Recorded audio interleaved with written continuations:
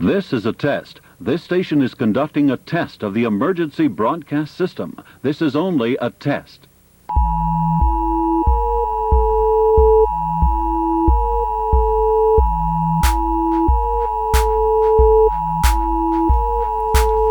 Ladies and gentlemen, this is Thunderpud number 2, and I'm proud to present Volume 6 of The Good News with the Reverend Doctor. I turn it over now to your co-host, Kara Hayes.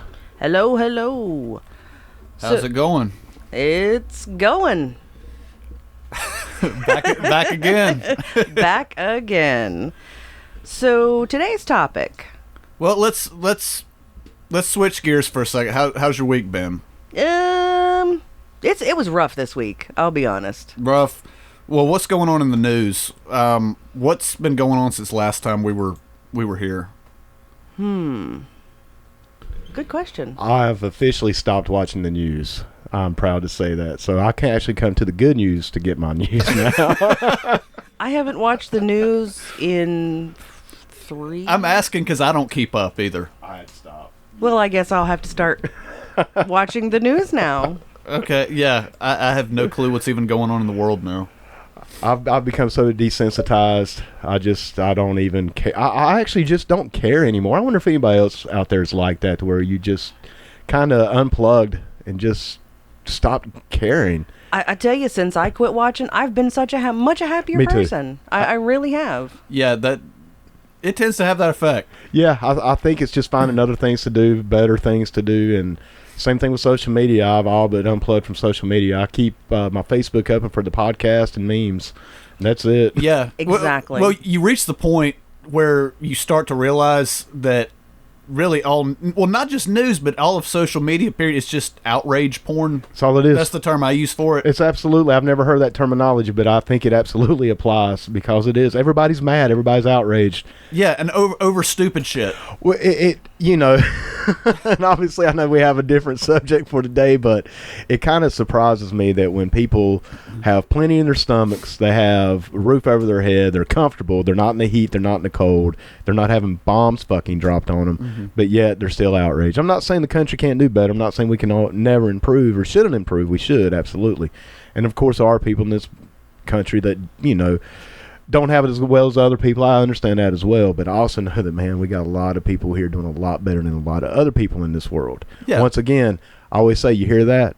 Exactly. That's a bomb not dropping on your fucking house. I've heard you say that before. Yeah. and that's really my take on it, man. And everybody can be a lot fucking cooler. Let's put it like that. If you want to discuss things, you want to put something out there, that's cool, but a lot of the rhetoric out there is outrage porn, and I just don't get off on it.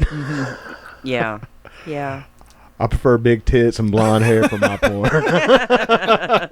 Or red hair or brown hair, whatever. Big tits, big ass, and other than that. And Kara, welcome to the Good News. I'll fit right in. and I do want to take a moment here, and Agent C is actually here as well. You gotta throw a dick in there somewhere at least. That's the other podcast, brother. But I do want to take this moment to introduce the new co-host. We're trying to set up a little bit different format. Myself and Agent C both have other things that we're doing, and we both feel like we just aren't able to put enough into the good news to be informed enough to actually hold a conversation with the good Reverend here, because man, that's next level shit for me. And after the show, with Kara.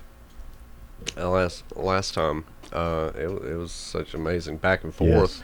We felt like we got so much good feedback for that one. Yes, exactly. The chemistry. Yeah. Nice. It was there. It was like, wow, this is where it should be at. Yeah, I know, because myself and Agent C were talking. We're like, man, we got the good news coming up, and I'm like, I'm not prepared at all. I mean, technically I am. That's something else that I enjoy with these podcasts, with the podcast that me and Mike do, and also with the good news. I enjoy the technical side of it. I really like getting in that production, what I call my workstation, the Pudtron 5000, as I call it, that crashed last week, but it's up and running now. So everybody, don't worry out there. No, never fear. Never fear. We're getting it back. It's not exactly 100%, but I love that aspect of podcasting. But for me, I felt that, and Agent C felt the same way, that we just weren't in a place to, when we do our other podcasts, the podcast with Jason and Mike, it's very I guess we just talk shit, man. We just come in. We're not prepared. We rarely take notes, which works Yeah, that's for the us. format.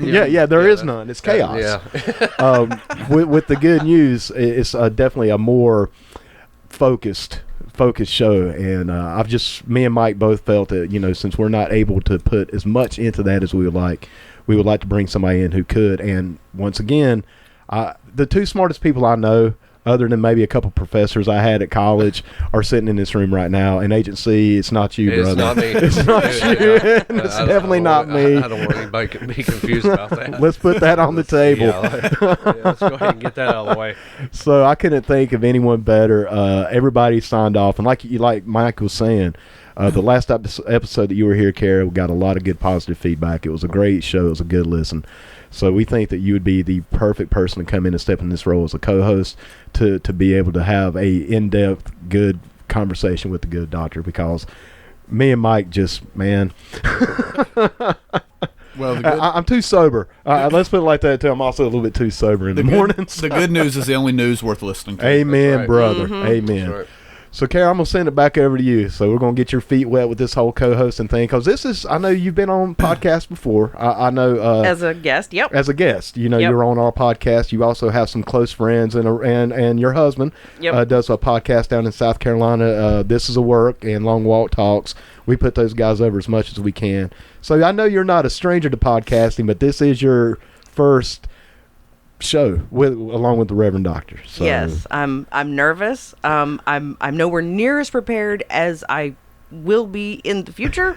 This was kind of a let's do this now kind of thing. This was about 3 days, I guess, 2 or 3 days. Yeah, I think it was Tuesday. Yeah, Yep. something like that. Yeah, so it's been hitting pretty quick here. So Yeah. Yep. Been binging as much as I can. All right. So today we are talking about a topic I'm sort of familiar with. Okay. So I more on the murder aspect. Mm-hmm. So we are talking about Charles Manson and the Manson family and all of the really weird connections to Hollywood, the CIA, the Process Church. That's it, the Process Church. all of them. Ooh, wow. So, I thought this would be an interesting topic because I think we had discussed it last time, how, this summer is the 50th anniversary. Which honestly, I didn't realize that it had been, it's 50 years, and that's crazy. Yeah, it really is. Gosh, let's see. There's 3, I believe, movies coming out this summer. There's the Quentin Tarantino one, Once Upon a Time in Hollywood. Which I'm very eager to see. Yeah, there's a Rob Zombie documentary. Really? Yeah, and I believe we just had one that came out in the theater called Charlie Says, or I don't know if it ever got a theatrical run. It might have gone straight to Netflix. But Gotta check that out. yeah, So Manson's kind of popular right now. To put it And in plus, a certain way. wait, wasn't it just earlier this year that he died? Was it earlier this year or late last year or sometime? He died at some point. I can't remember. gosh, yeah, okay, yeah, it Oh, was God, has it it was been late that last long? year. November 19th, 2017. 17. Good Lord. Okay. I'm losing time. Yeah, it's been a while. I think he was just buried or cremated last year.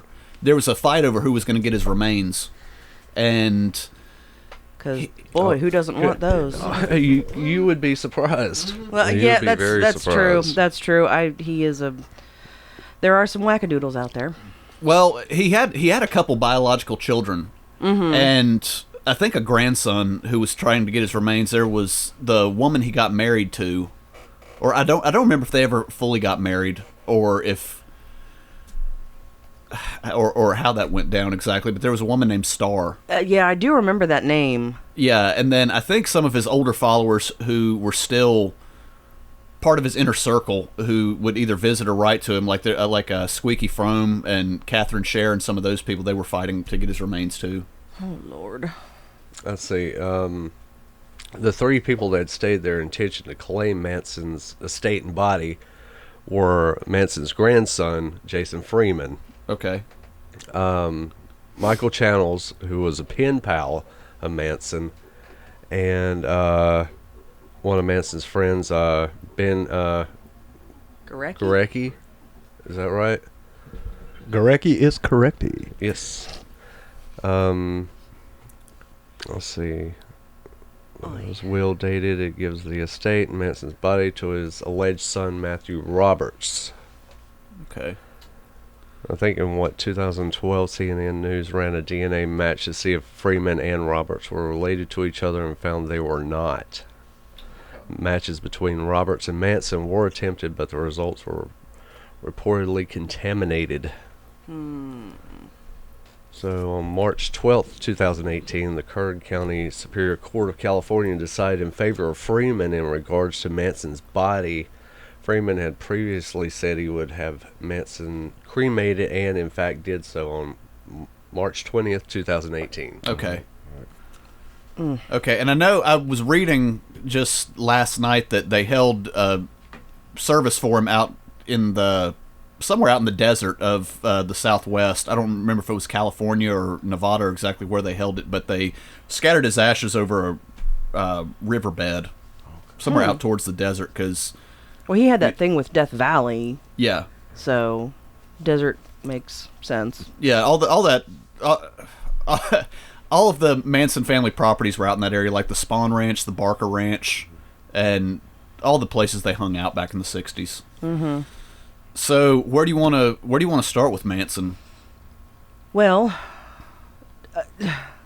I want to start, of course, before the murders, because to me, the whole connection with the Beach Boys is kind of it seems weird to me because the Beach Boys, they're so poppy and they're just like these good surfer guys, and then there's Manson, and then it gets creepy. You would think Manson would be more like Black Sabbath Yeah. or something before you would the Beach Boys. I mean, I always thought the same thing. Yeah. Well, at this time, you had the Beach Boys who were kind of going in a different direction. The Beatles were also, Sure.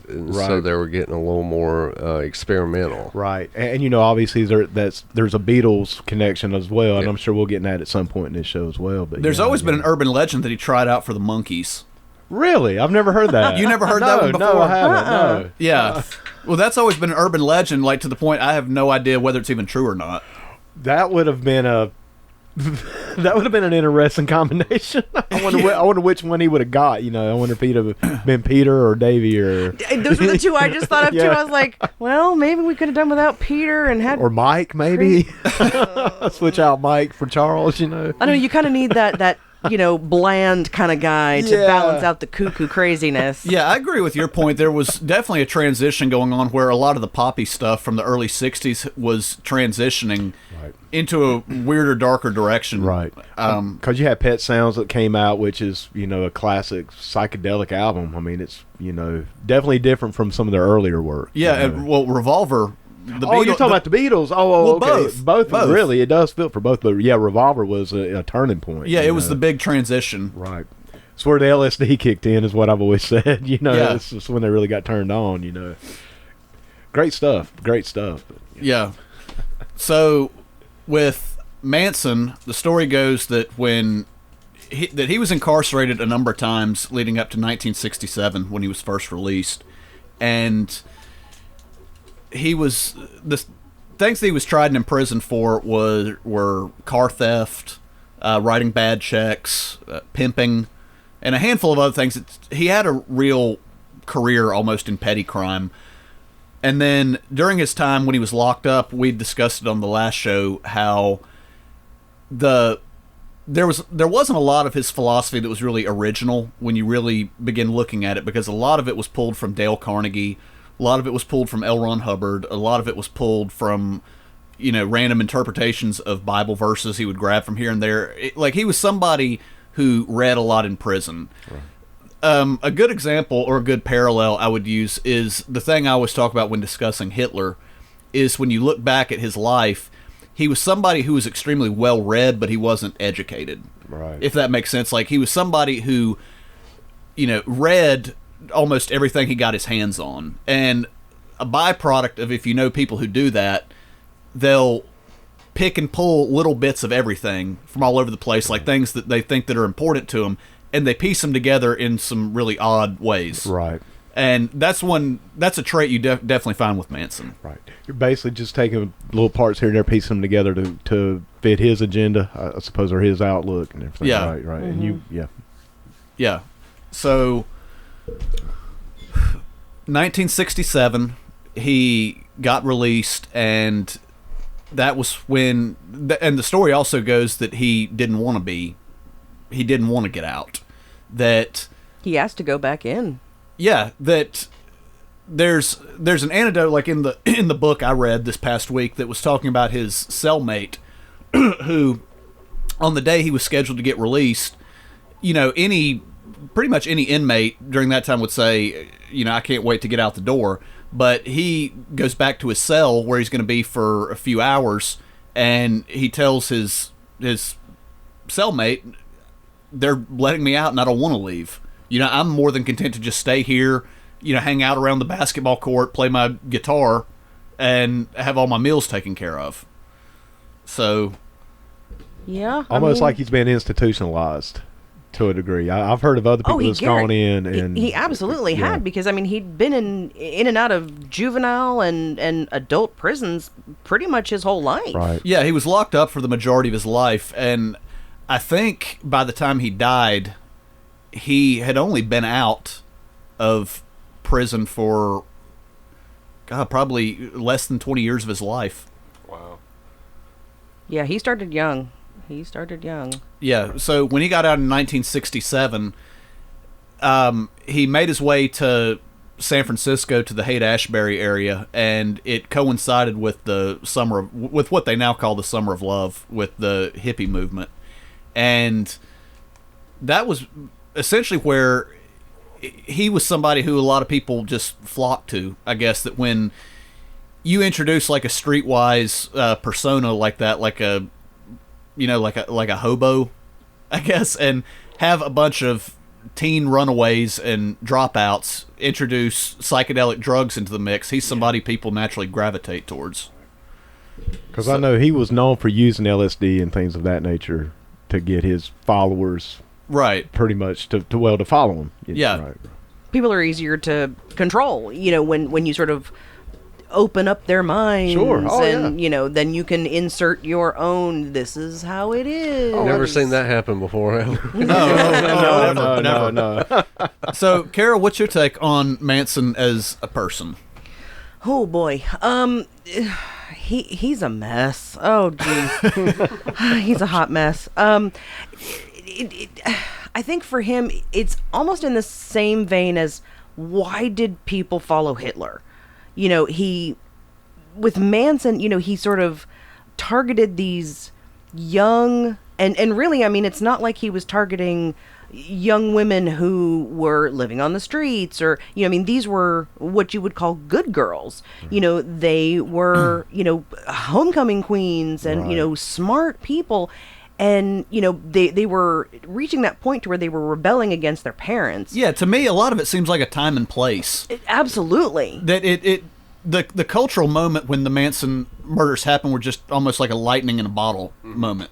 Absolutely. It was a confluence of so many different things, and the people that he picked, they were in a way easy pickings. Yeah, and when I would watch the parole hearings for a lot of the followers on TV, like especially the women like Leslie Van Houten and Patricia Krenwinkel and so on, and the parole board would always arrive at the question of, if we let you out, are you reformed? Like, can you adapt back to normal society, or how do we know you're not still a threat? And the answer they would always give would be, this was a time and place that just isn't destined to repeat itself. And I can't help but agree when I hear it. Yeah, it's absolutely the truth. We're not the same country by any means that we were 50 years ago. And people are different. We've been exposed to so many different things. I don't feel like somebody like Manson coming along. And I know you've got people like David Koresh and people who've done the religious aspect of it. But this was different. There was something about it that he just had this and I think it goes back to, you saying that he studied Dale Carnegie. I feel like he sort of took that and that's he did. There's a piece in Helter Skelter where it talks about it. Even though Helter Skelter has its own twist, I've never been entirely sure how much I buy Vincent Bugliosi's version of the events, or any version of the events, to tell you the truth. But one of the things it points out is that there's 2 books Manson always credits with reading in prison the first time, which we alluded to. It was How to Win Friends and Influence People by Carnegie and Dianetics. Yep. And it's pretty easy to see when you look back on it. It really is, because you can see how those 2 things came together to create the Manson family. So, do you think Manson got a bad deal during his trial? Because if you look back on it in history, Richard Nixon declared him guilty. True. Before the trial had even begun. He wasn't allowed to defend himself, and there's always been the allegation, but there's always been an idea that he was scapegoated for the anti-war movement, for the hippie movement, that his trial, or not just the trial, but the Tate LaBianca murders, there was a direct timeline, I guess, when it coincided with Woodstock, when it coincided with Altamont, and it really marked the end of the 60s counterculture. It did. I totally agree with that. I've always said that the Manson family pretty much ended the 60s. That in the Rolling Stones concert, yeah, where the Hells Angels, were involved. Those 2 things, Summer Love, over. Yeah, it really was. So, what's your take on that? Do you think that he was scapegoated, that they saw him as something more than he was? Or I know that's a really almost intimidating and complex question to ask, because you naturally have to go into the things that he was put on trial for. There's really no way to directly accuse somebody of, like, let's do a parallel example. Let's say that, you and I or anybody in the room, we're talking one night and we're drinking, smoking, doing whatever, and somebody comes up with an idea and says, hey, X famous figure, well, they really suck, somebody should kill them. And then right. One of us just laughs and agrees, goes, yeah, I can't disagree with you there. And then you go do it. Mm-hmm. And then the next thing I know, the police are knocking at your door saying, you hold influence over this person. Yeah. Like, how do you disprove something like that? Even still, you can't get life for conspiracy. Am I right on that? I'm not sure exactly the law on that, but I don't know whether you can, but that's so especially weird. Especially once everybody that has actually committed the murder is well out of prison or has done a little bit of time. See, here was the thing. I'll relay a little story that, I've read plenty of books about Manson. Like, this is a subject I'm very familiar with, but during the last week or so, I've done nothing but pretty much binge on the subject. And last night, when I was compiling notes or just making myself some notes for the show, a question that I came to that I've never really thought deeply about before, which sounds funny when you've read a lot of books about Manson and it's a topic you know a lot about, is, do you think he, subjectively, in your opinion, do you think he was guilty of what he was tried for? And I didn't know quite how to answer it, so I began asking a couple people on Facebook and saying, do you think Manson was guilty of what he was tried for? And I said, I'll sort of explain it and elaborate a little bit. When you go back on Manson's history and look at his rap sheet, before the murders, even before 1967 when he was let out, he was a pimp by nature. Mm-hmm. He's somebody who had been locked up for pimping. Like, even when he would do shit like write bad checks or steal cars, there were women involved who were doing his bidding. Right. Like, he was somebody who got off on the idea of having like a harem of women around him that he could manipulate, usually with drugs. Oh, yeah. So, to me, it does, like, I mean, even if we go to that last example I'd used of us all sitting around at a bar or something, even if, like, okay, even furthering that example, if we look back at the history of the Tate LaBianca murders and the Manson family, it doesn't seem like that big of a leap, knowing Manson's personality, to go, okay, maybe, you know, maybe he told some of these women after like a month-long bender, you should put some fear into Terry Melcher by killing the people who used to live in his house. Like, that doesn't seem like that extreme of an idea when you really think about it. I completely agree. You know, if it was just him sitting in a bar with a bunch of people and then somebody went and killed the person, he said, you know, I could see where, you know, maybe you would say, oh, you know, I don't know that he really deserved this. But, I mean, he was grooming these people. And even if he didn't think, you know, it might at that point lead to killing a bunch of people, he still... He was in control of them to a larger extent, I think, than they were in control of themselves. It was feeding that mindset, you know, and I mean, I don't, and we'll never know, but I don't think he held a gun to their heads and said, you need to go do this. But I feel like it was planting those ideas and then, you know, continually reinforcing those ideas. So, do I think he should have been found guilty? Yeah. I mean, because somebody like that could do a lot more damage in the world. Yeah, see, I don't think you're going to meet too many people, even supporters of Manson, who are going to disagree that it's not a good thing he's locked up. Because I don't think there's anybody that's going to tell you he's going to contribute to society, or that if you let him out, he's going to get a job working the grill at Chick-fil-A. Right. Yeah. That'd be interesting. That would, yeah. But at the same time, a person's freedom shouldn't necessarily depend on whether they're going to contribute to society or not. Well, if that was the case, and I know a lot of people that would be locked up. Yeah, I know way too many people who should be locked up for that. Okay, here's my take on it. Of course, he was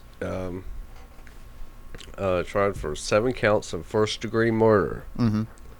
Though he never touched a soul. Never touched a soul. Right. And 1 count of conspiracy to commit murder. That's the one that I know for sure.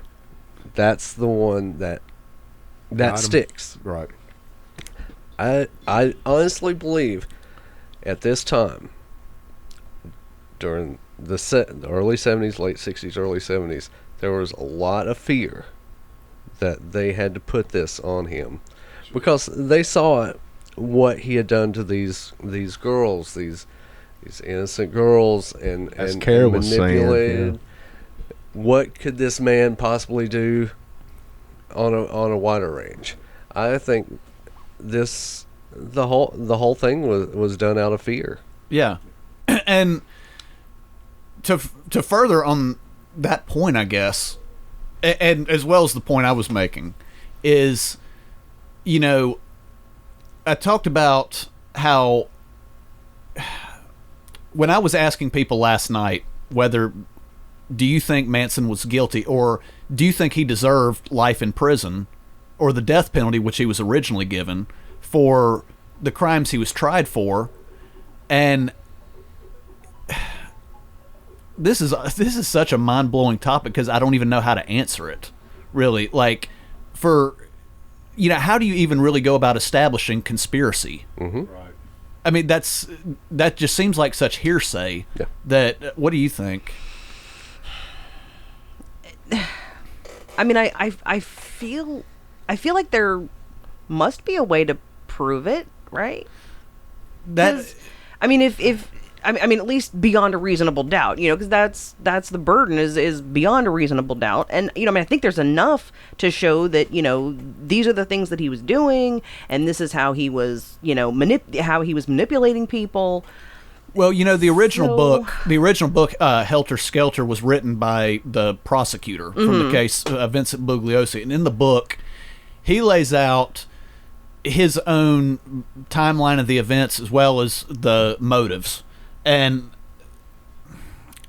the way it starts out is you have to go back to the Beatles' White Album, and that they would all sit around at the ranch and they would trip acid, and he just sort of came up with this version of his interpretation of the album after hours and hours of group trip sessions, I guess, and it would tie into things that would link into the Book of Revelations and the way to interpret it.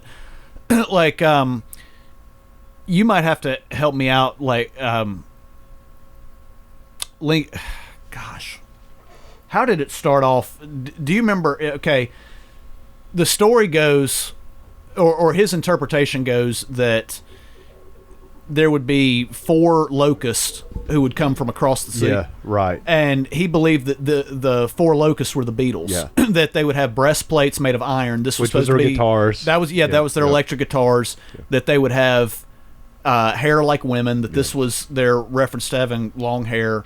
And then it gets a little bit more abstract. Like, I can't remember what it was that he said were supposed to be the dune buggies that surrounded the ranch compound, Yeah. but that tied into it somehow, as well as the Hells Angels, that they were part of it, and that basically there was going to be a race war that was going to start, where the blacks would rise up and kill the whites, and that the blacks would win. Then Manson said that he and his followers were going to hide in a bottomless pit, which was a canyon nearby the ranch, and when the race war was over, they would reemerge because the blacks wouldn't have the prior experience to be able to govern themselves properly, and they would just install Manson as the leader of the world. Yeah, Of course, because that makes lots of sense. Yeah. When you're tripping. So you have this version of the events that the prosecution laid out, and that sounds like a really interesting conspiracy. It sounds like shit people on acid would say, and it also sounds like shit that people would say if they were trying to escape culpability. Right. For committing murders. Right, exactly. But then you also look back at the murders and you go, there's so many weird, what's the word I'm looking for? There's so that... Like comparisons? Are you talking about the tangential connections between all of the different people, and you sort of have this spider web? Yeah, that's in the neighborhood or the ballpark of what I'm going for, but there's so many pre-existing connections that all of these people had with each other independent of Manson. Almost like, I'll give you an example. Susan Atkins and Sharon Tate were old friends with each other who knew each other through Anton LaVey from the Church of Satan. Yeah, oh yeah, you didn't know that? I had no idea. Huh. Yeah, both through Anton LaVey, and I believe even Bobby Beausoleil and some other people were in the mix who knew each other through Kenneth Anger, the film director. Okay. There's always been allegations that some of the Manson girls who were teen runaways who had worked as prostitutes in the L.A. area, that they had a pre-existing connection with Roman Polanski. Oh. Which wouldn't surprise me, considering he apparently has a thing for little girls. Yeah, with his history. Ew. Yeah, exactly. Yeah, there's that. Now, the LaBiancas, who were the ones murdered the night after the Tate murders, they, on the surface, appeared to be, these innocent grocery store owners, but in reality, they were mafia drug mules, whose store was a front for the Southern California acid trade. Oh, wow. Didn't know Yeah, that. they actually lived in the house that Walt Disney had previously lived in. Okay. And, of course, another one is that Sharon Tate and Roman Polanski lived in the house that Terry Melcher, who was Doris Day's son, who was the Beach Boys producer, had lived in. And Manson, I mean, he was all over Terry Melcher trying to get a record deal and, produce my Right. songs. I think when you really look at it in that way, it's just how many coincidences can you have that this person's Yeah, connected to this seriously. person, this person's connected to these people, these people cross paths over here. It just becomes like that's what was really sort of starting to get to me, is I was like, I mean, it's not like Hollywood is a city of 500 people. Exactly. No, it's not at all. And especially when you start dealing with the Hollywood underworld is a big Right. thing, because the thing about a place like Hollywood, I guess, is that when you start dealing with the subterranean of a place like that, is everybody knows each other. Right. If you take all these different demographics, like rock stars, like actors, porn stars, drug dealers, cult figures, underworld bosses, shit like that, everybody knows each other. Right. I mean, this isn't a place where there's like innocence You're running right. around. It's a circle. pretty much, yeah. The underworld and the counterculture are not that far apart. No, at not at this all. time. Right. Yeah. Especially with the counterculture having such a big drug, I guess appetite, so you got to get those from somewhere. So obviously, Going back to that Nixon thing and the fear, obviously, do you think that in their mind that Charles Manson could lead a counterculture movement as it was happening at that time I'm not sure. on a huge level? who knows? In other words, if they wouldn't have stopped him when they did, could it have I mean, grown? look at it this way. I know we had made the comparison with Hitler. It just took a little bit to take the people and motivate them for a better life. Yeah. To commit atrocities. Right. Yeah. Well, and the thing How it could have been here. The counterculture at that time was It quite was big. Oh, it was a big movement. Absolutely. I mean, usually things like this happen because of the term we use, they're lightning in the bottle for the moment. Right. When you look back at Germany in that time period, a thing I've always read and I firmly believe is you can't view Hitler in a vacuum. It's a lot of people like to process Hitler when discussing Nazi Germany as a phenomena, I guess. And they'll say, well, you had, this civilized country, and then all of a sudden this guy runs for office, and everybody loses their minds. Right. But you have to look back at the history of Germany. Germany has always been an anti-Semitic place. It's the homeland of Martin Luther, for example.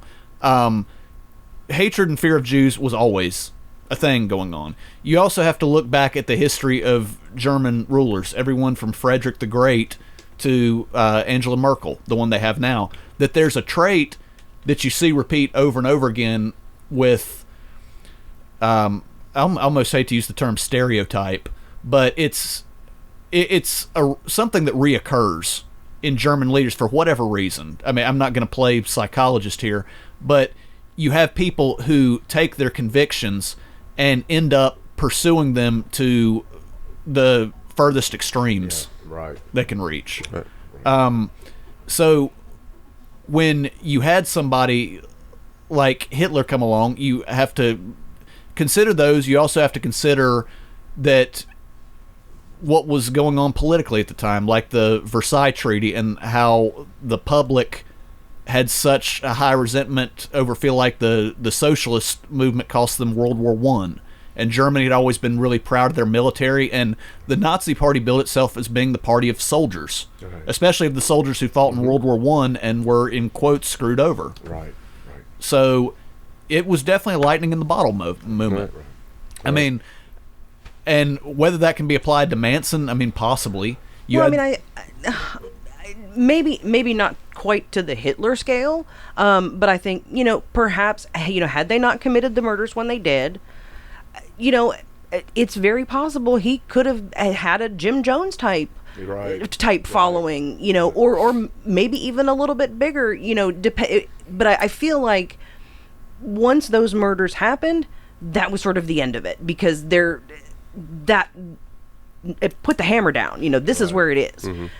But I feel like, had that not happened, yeah, I think there was a reason for Nixon and those in power to fear someone like that, because that generation, that younger generation, they were receptive to that at that time, because it was, I'm tired of the 50s. I'm tired of this, godly, good, do-gooder culture. Like, I want to strike out on my own. I want to be something, or whatever it is. Vietnam going on. Yes, right that was time. huge. Yeah, and we have to consider what the 1950s were in the first place. Like you said, the 1950s, and the way we think of them, I guess, like this Leave It to Beaver idea, right. that was always a lie. Oh, absolutely. I mean, that was a put on for television. It never existed the way television presented it as, because in reality, what the 1950s was it was a conscious attempt by the adults to shield their kids from what happened in World War II. Right. It was almost like a giant backlash of, okay, we kind of lost our innocence as a country during World War II. Back. With like the fall of Prohibition, with everything, and said, okay, we're going to scale this back for the kids now, and it was a giant put on. I also often wondered if it had something to do with communism as well. To put this capitalistic, righteous, almost goody type. I'm sure that had something to do with I've it. also wondered that about the 50s as well, because I know the Cold War was raging at this point. Just to kind of put that out there. Hey, we're the capitalist country. Look at us. We have Leave It to Beaver. We have all these, it's like a Happy Days type scenario. I've often wondered that as well for the 50s. You also have to look at all of the movements that were going at the time. By the time of that Manson began acquiring his following. Right? Like, the anti-war movement was massive. Like, I don't even think it's never even been anywhere close to as big since. Right, exactly. People, I remember in the early 2000s when the Iraq War was starting up, and people kept saying that there was going to be an anti-war movement that picked up. It never really did. Right. And keep in mind, they did this in the days before the internet. Yeah. Right. That to me is kind of what's fascinating. Here in the 2000s, you've got all the social media, the internet, the news, 24-hour news. Back in the 50s and 60s, when Vietnam was going on, you had the newspapers and the nightly news. Yeah, if you were lucky enough to have a television. Or radio. Exactly. Yeah, exactly. Yeah, college campuses, it seemed like, became hotbeds for information of this type, and it's almost impressive nowadays as to how it was able to spread in a way before the internet. Yeah, it's all underground. It's underground newspapers and things like that. Yeah, it is. It's amazing. But yeah, you had the anti-war movement. You had the civil rights movement. You had a thing I'd read before once, and I don't even remember where it was I'd originally read it. I mean, this has been that long ago. But it said a way to process and understand the 1960s is that the 1960s were about really two different things. For racial minorities and the blacks, they were about equality. Right. For the white demographic, it was about individuality. Right. So those things, it seems like, kind of converged in some ways towards the late 60s. Right. It all kind of came together. Right. Yeah, and created what I guess you'd call the hippie movement.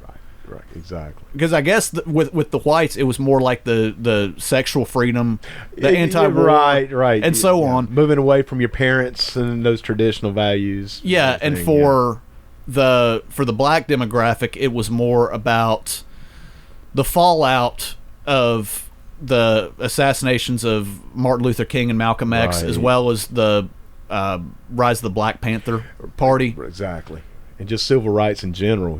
Just all kind of coming together. Yeah, perfect. Once again, lightning in a bottle. And what both of those did when they came together in the late 60s was it created it almost created like the worst nightmare for their parents. Oh, yeah, the establishment. Yeah. Exactly, because you had all this, because you still obviously had some of the racism, obviously, in that time. Yeah. You still had that traditional, values, and, man, the youth was rebelling against all that. Yeah, it really was. The baby boomer let's see, the I'm trying to think what generation you would call that. Would you call? I hate to call them the greatest generation.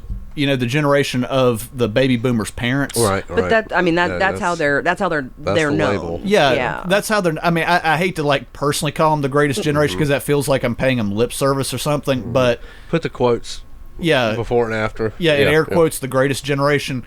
When we go back to that period and begin looking at it, what was the backlash like? I guess. Like, what was? I can't think of how to phrase this. How to phrase this point.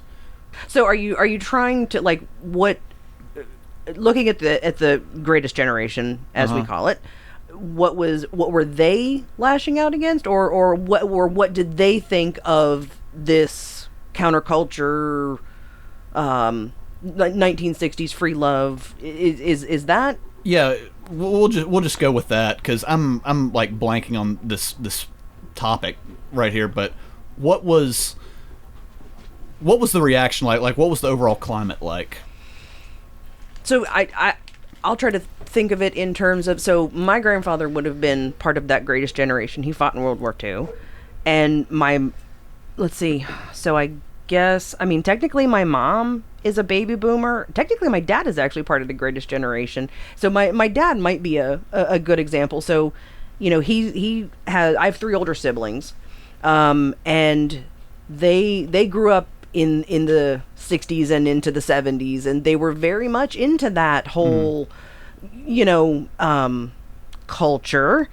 And for my dad, I think, you know, there was a huge disconnect, you know, because he was a teenager in the 50s, you know, and they were teenagers in the late 60s and 70s, and it's this, I think there was this huge gap, you know. He would talk about, you know, don't smoke the grass, and it's like, oh, jeez, you know. But it came back to, like, you know, the rock and roll is doing this. The devil's music is doing this. You know, the drugs are doing this.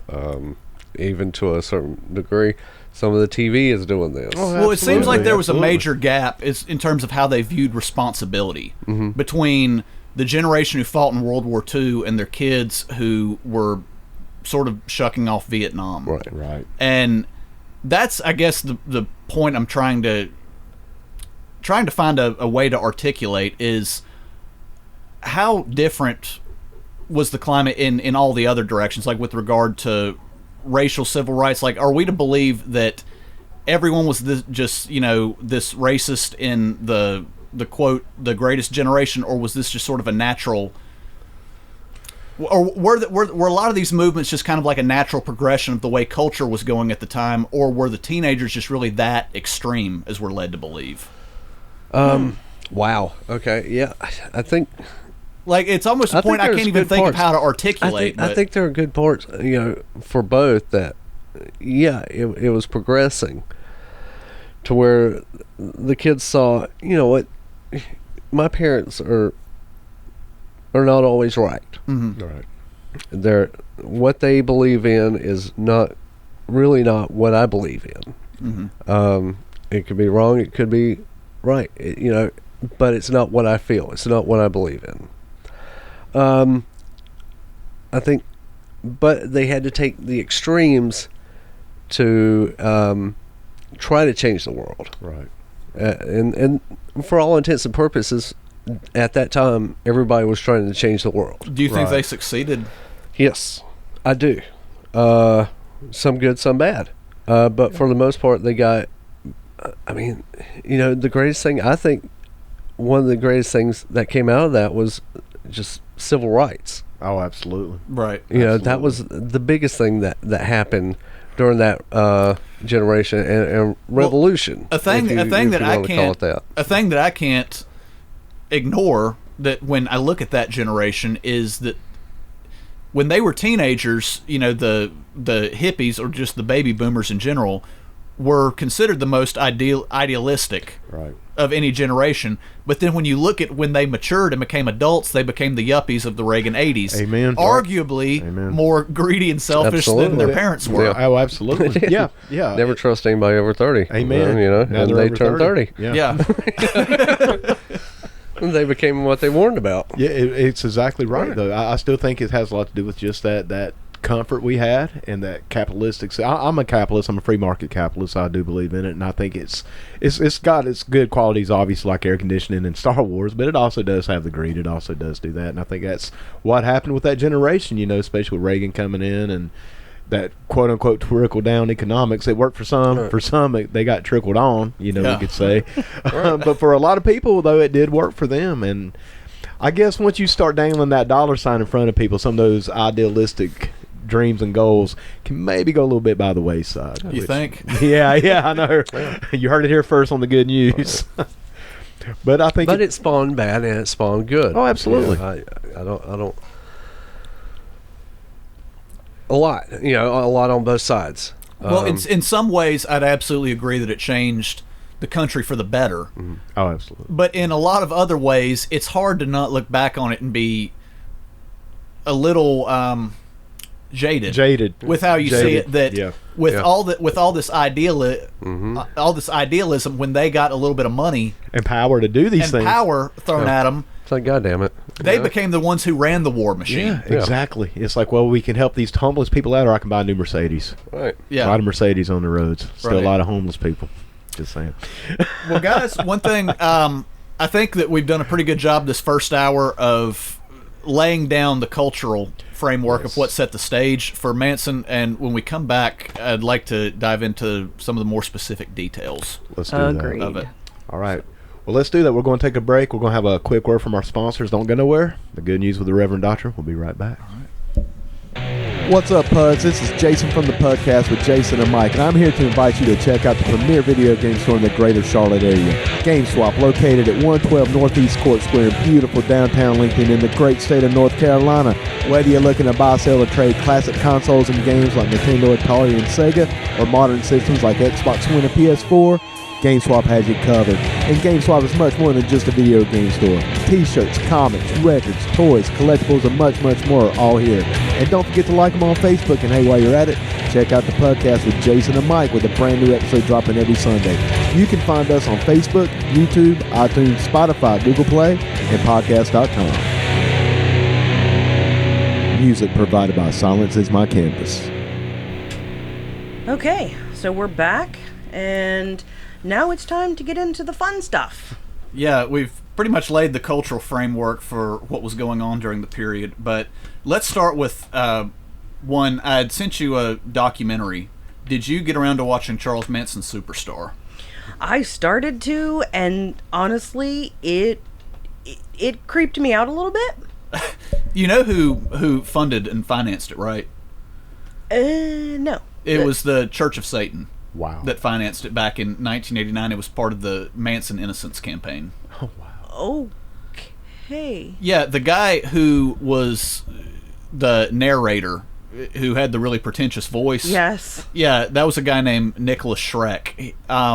The backstory on him, he actually wrote this book Okay. that I have with me. But Nicholas Schreck is somebody who has a pretty amusing backstory in his own right. The story goes that he was pretty widely known in the LA subcurrent back during the early 1980s. According to some sources, he was a gay basher skinhead. In some sources, he was part of the industrial music scene who had a band called Radio Werewolf. Probably a little bit of both are true.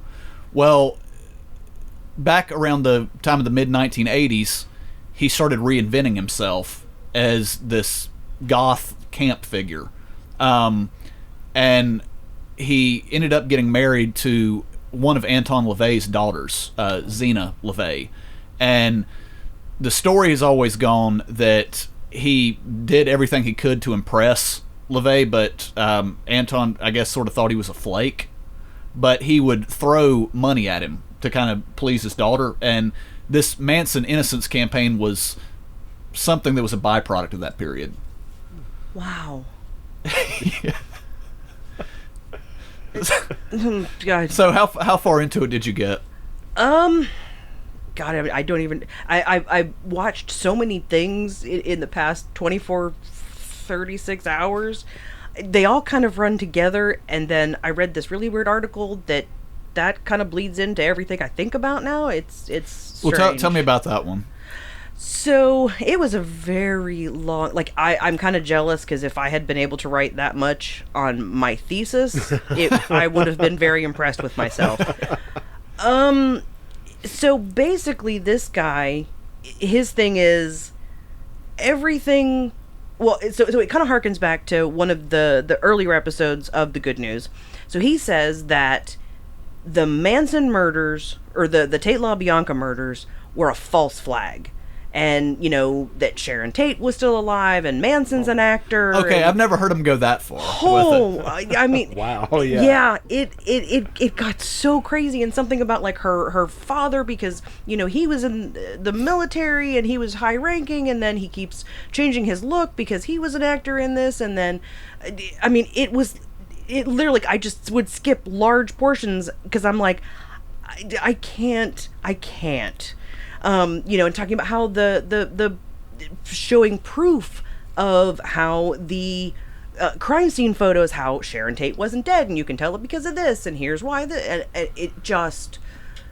Oh my God, it was such overload. It was just so many pages. I want to go back sometime and try to wrap my head around what this guy's saying, but basically it all kind of boils down to the CIA controls everything, and everything is wrong because that's what they want you to believe. See, I've never heard anybody go that far with it. I've heard a lot of things like that, for example, that the murders were misunderstood, that what they were entirely the project of Tex Watson, who was one of Manson's followers, because Bobby Beausoleil had gotten locked up for a murder, and they wanted to make it look like he had been framed or wrongly accused.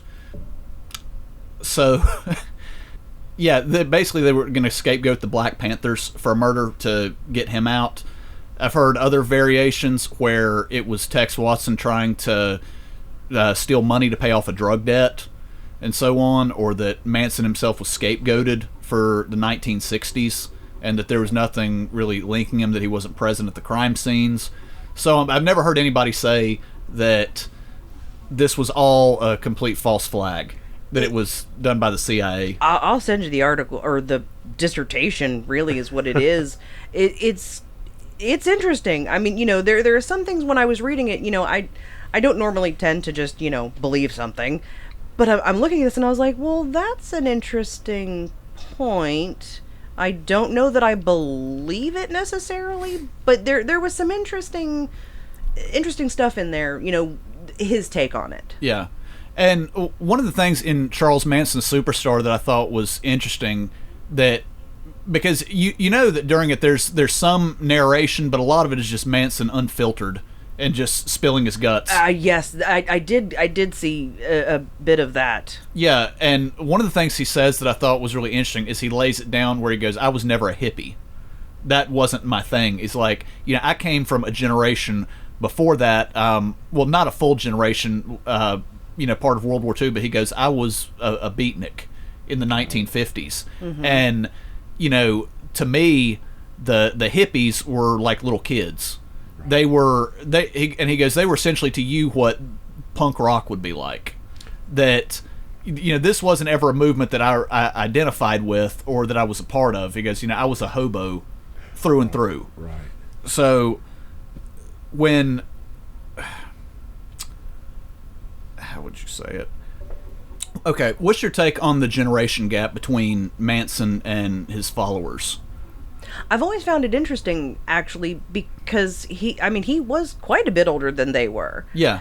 And about 10, 15 years. And I wonder if maybe that's how he was able to get these young, innocent, so to speak, girls is, he sort of came in as this father figure in a way, but not the father they had, maybe the father that they wanted. Yeah, somebody who was open, and that's weird. I think it was part father figure, part pimp, like I'd said, and also part guru. Wow. Yeah, like it was really kind of a combination of all three of those factors. Yeah, really put together. And when you had said something over the break that I thought was really interesting, how you talked about serial killers as a uniquely American phenomenon. I know this is a transitional topic a little bit, but elaborate a little bit on that, on what you were saying.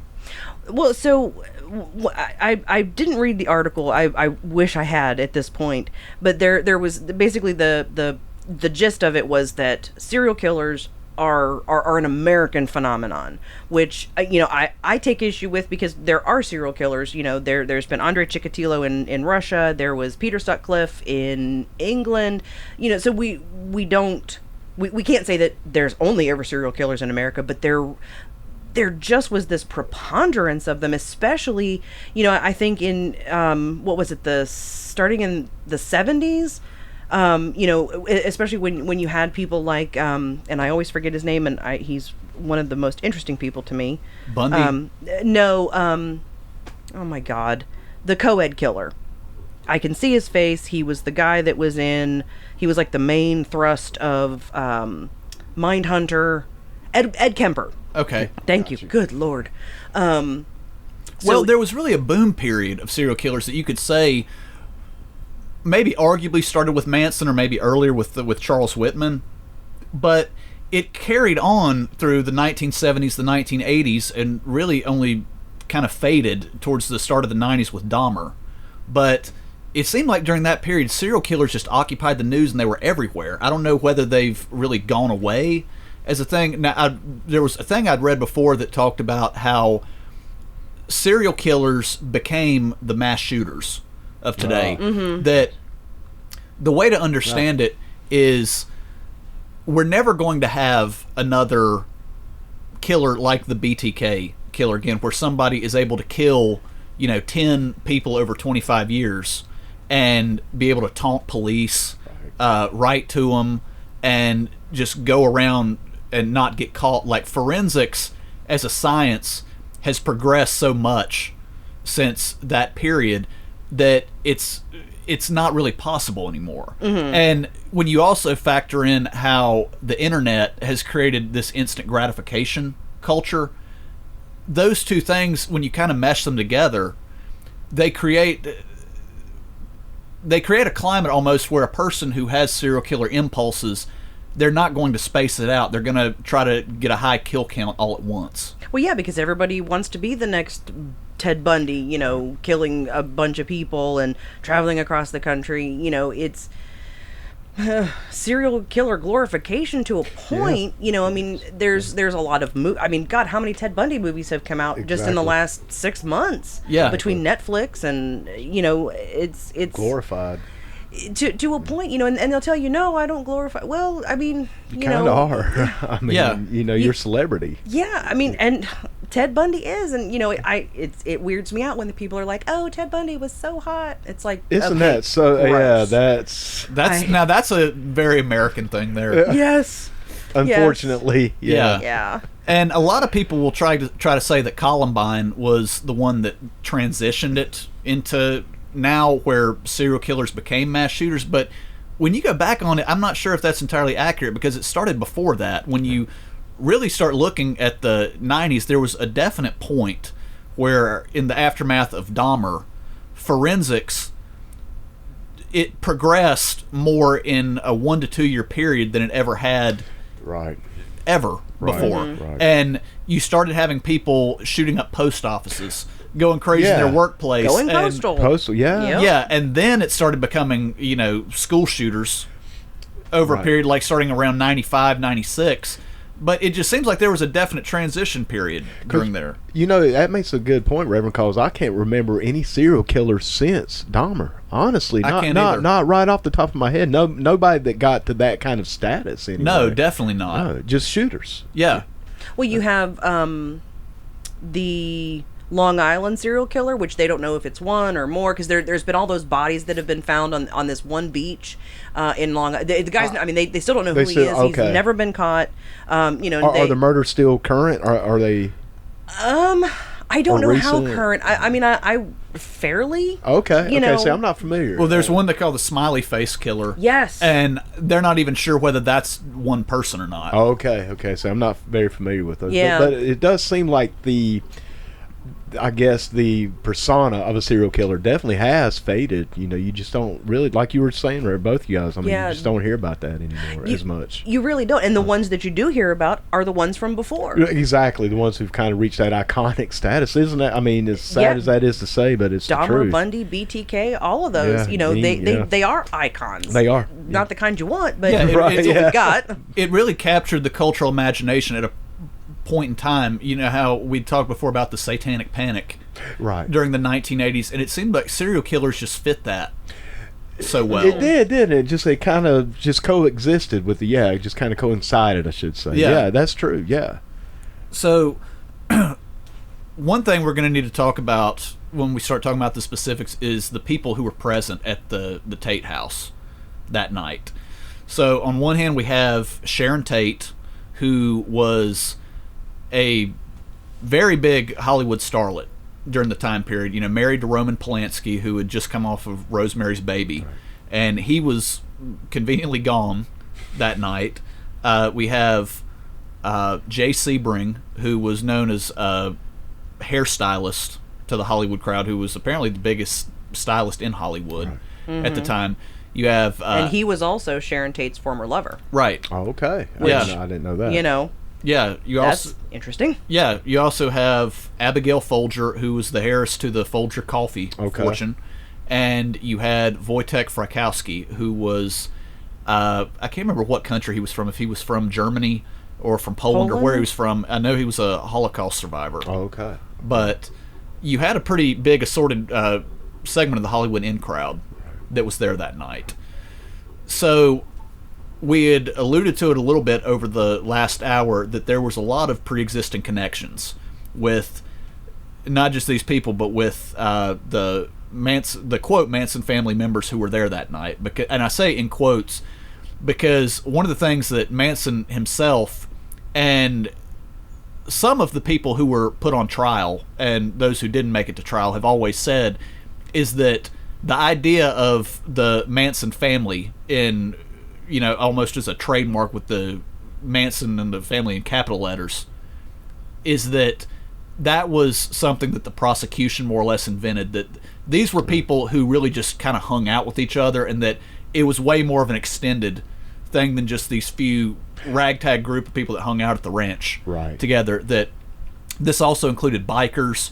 This included underworld figures, included Dennis Wilson, musicians. Right. It was all these people who knew Charles Manson and that he had varying levels of influence over. Right.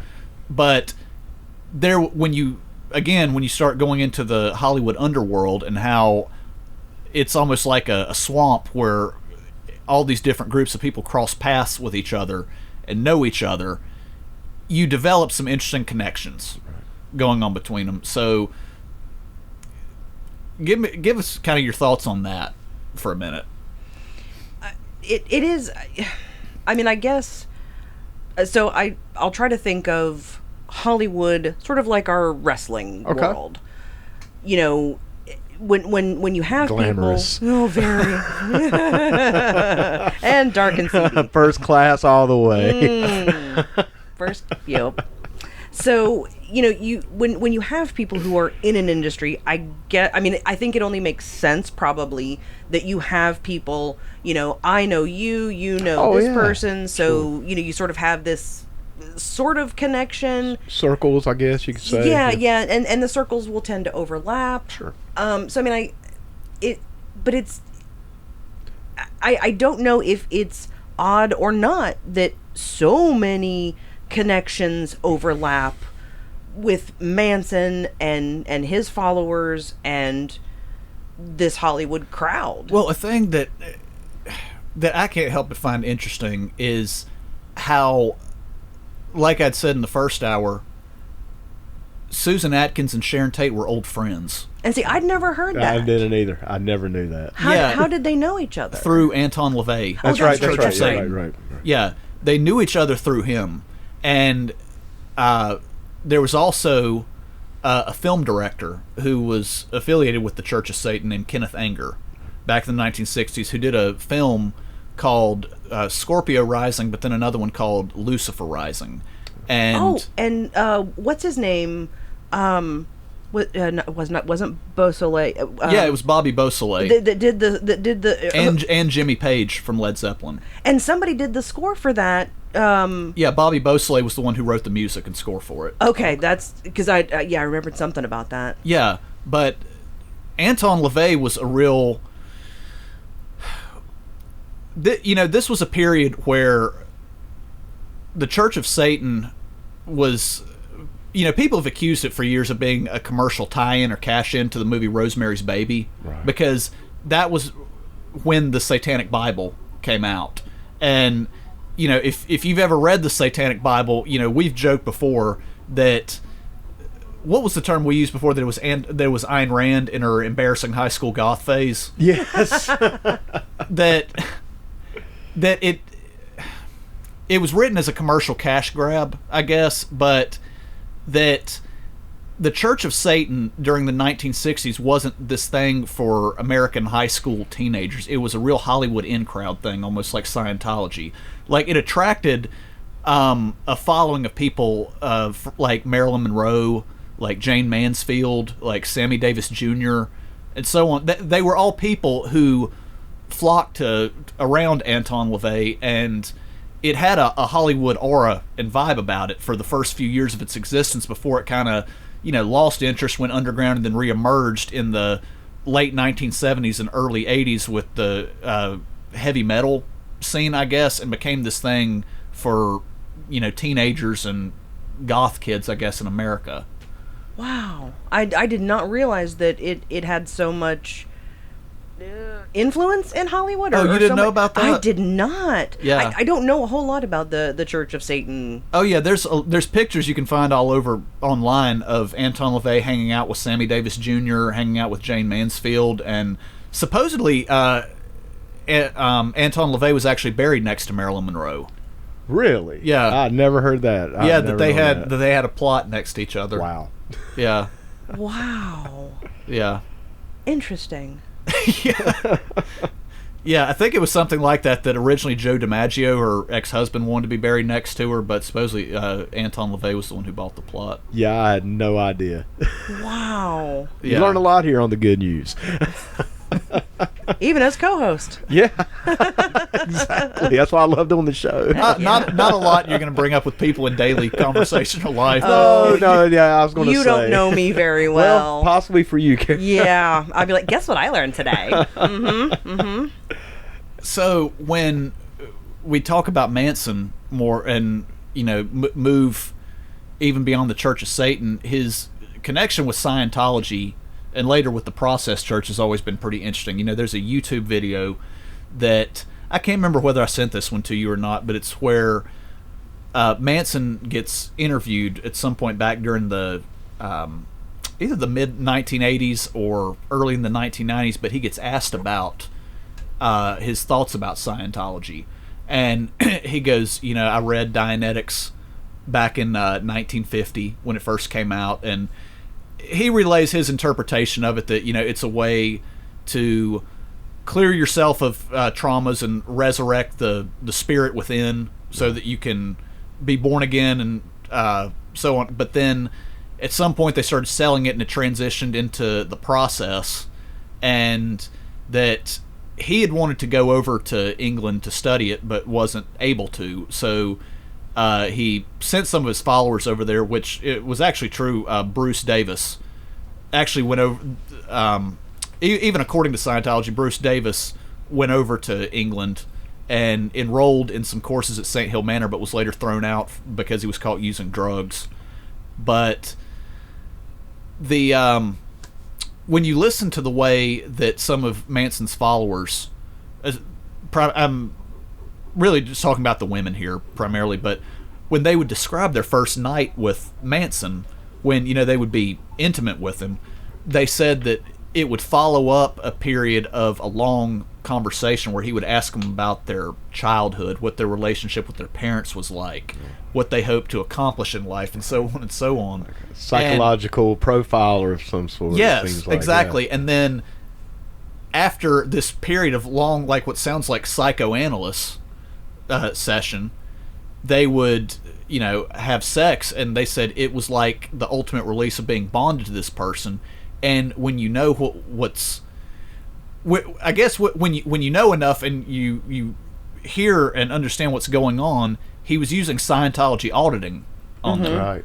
And yeah, I've just always thought that's that was fascinating. It really is. Yeah, how he could get into your head like that, especially in that moment. And how he's always said that during his time in prison, the 2 books that he read that he really credits the most with being able to not so much have sway over people, but he wouldn't say that directly, but with changing his outlook on life were the Carnegie book, How to Win Friends and Influence People, and Dianetics. And there's just something so fascinating about that. It is. It's absolutely interesting how that kind of ties together with Scientology and stuff, stuff like that, man. Yeah, it's very fascinating. So we talked about this a little bit earlier before, but what are your thoughts overall on the Process Church of the Final Judgment? Like, what did you come across and get to read?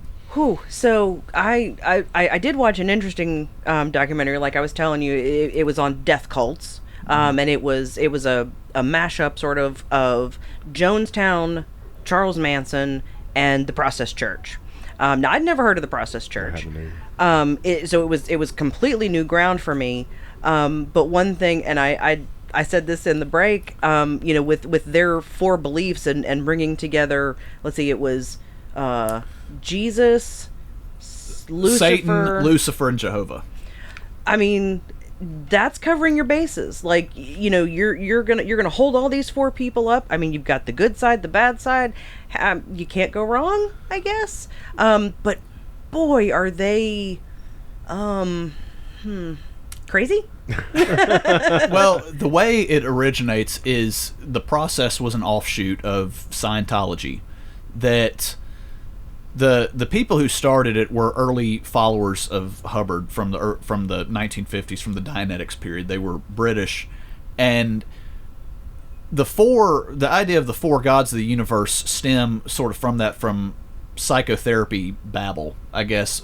The way you would look at a Briggs-Myers test and have the 4 personality archetypes, like the INTJ, all that shit you see. Yeah. Those labels. Yeah, all of that shit. And it transitioned into, instead of 4 personality archetypes, these are the 4 gods they represent. Right. And then that transitioned to, these are 4 literal gods of the universe. And the process believed in a theory of what they called reunification, or reunification theology, where it said that, they pulled the Bible verse, God says Jesus says to love your enemy. Okay, well, Satan is God's enemy, therefore love Satan. Enemy. You're right. Yeah. Right. So it's the idea that at the end of time, God and Satan are going to reconcile with each other, and that that God is going to be the one who extols judgment. Satan or Lucifer is going to be the one who enacts the punishment. Right. And that basically you should embrace both the good side of yourself and your worst inclinations as well. Right. And when you start looking back at this boom period of serial killers we had, and like I'd said before, when you play the 6 Degrees of Kevin Bacon game, with all of them, they're never more than 1 or 2 links away from the Process Church, which is fascinating. That just blows my mind, because I wasn't even familiar with the Process Church, like you were saying, Kara. So this is just, mind-blowing to me. Well, and there was a thing Mike had said on the last show that his analogy I'd never heard before, but I liked it a lot, where he said that if Scientology was the Beatles, the Process Church was Black Sabbath. Black Sabbath, I remember us saying that, yeah. Just taking it to that next level, right. Well, and the Process had the same type of cult mythology, I guess, around it that the Church of Satan did back in the 1980s during the Satanic Panic period, where so many of these groups and crimes that were probably unrelated, that, you know, in reality, a lot of the things that got blamed for being cult murders or being organized were in reality pretty bland. Right. And, you know, not related. That when you would see satanic graffiti on crime scenes like pentagrams, you know, 99% of the times it wasn't, you know, a vast connected group. Right. It was teenagers copying shit Exactly. they'd seen on MTV. Exactly. Right. Or when, you know, the main crimes that these would always usually be would be drug related crimes with teenagers, where you would have kids killing themselves playing Russian roulette because they got high, Right. or somebody killing each other over a drug debt, shit like that. And, you know, teenagers would throw bodies in the woods and, you know, kill each other in all kinds of gruesome fashions when they were high, Right. and the town would have a hard time wrapping its head around it, and so it became a convenient thing, A scapegoat. yeah, Pretty much, yeah. to blame on Satanism. And the other big thing was pedophilia. Oh, okay. Right. That, well, I mean, think about it. When you would have, you know, just imagine you have a small town, right? And you have something that seems so senseless as them finding the body of a kid dead in the woods from a pedophile murder. Right. The It's the town is desperate for answers, and instead of the run of the mill, like, realistic answer, which is that this is somebody you all probably know, Yeah, somebody in the community. Yeah. probably somebody who occupies a high position in the local church, Right. Or schools or something. Somebody you know. or so on. Right, right. That Excuse me. it's so much easier to blame, you know, a vast overarching Boogeyman. satanic cult or conspiracy for it. Exactly. Exactly. It's easier to digest. You know that somebody from your church or your school or something like this did this horrible thing. Just put it on the boogeyman. It was a Satanist. It was a cult. You know, absolutely. I mean, it's a coping mechanism. Yeah, you know? I mean, so things like that become, it's so easy to blame the unknown, Right. or the outcast for it, than to blame the person living next door to you. Exactly. I mean, the idea that the person living next door to you, who you probably trust, who you would trust to babysit your kids, Exactly. it's shit that's substantially more horrifying. Absolutely, because, you know, once again, if it's the Satanist, if it's the cult, well, that's the boogeyman. We know this. Yeah. Your neighbor, on the other hand, like you just said, If it's the weird kids down the Yeah, street there you who, go. you know, who wear black, who listen to long haired, you know, who listen to Iron Maiden Yeah. or Ozzy Osbourne or whatever, or Marilyn Manson, it's so much easier to believe they would do it than it is the president of the PTA. Exactly, and that's yeah.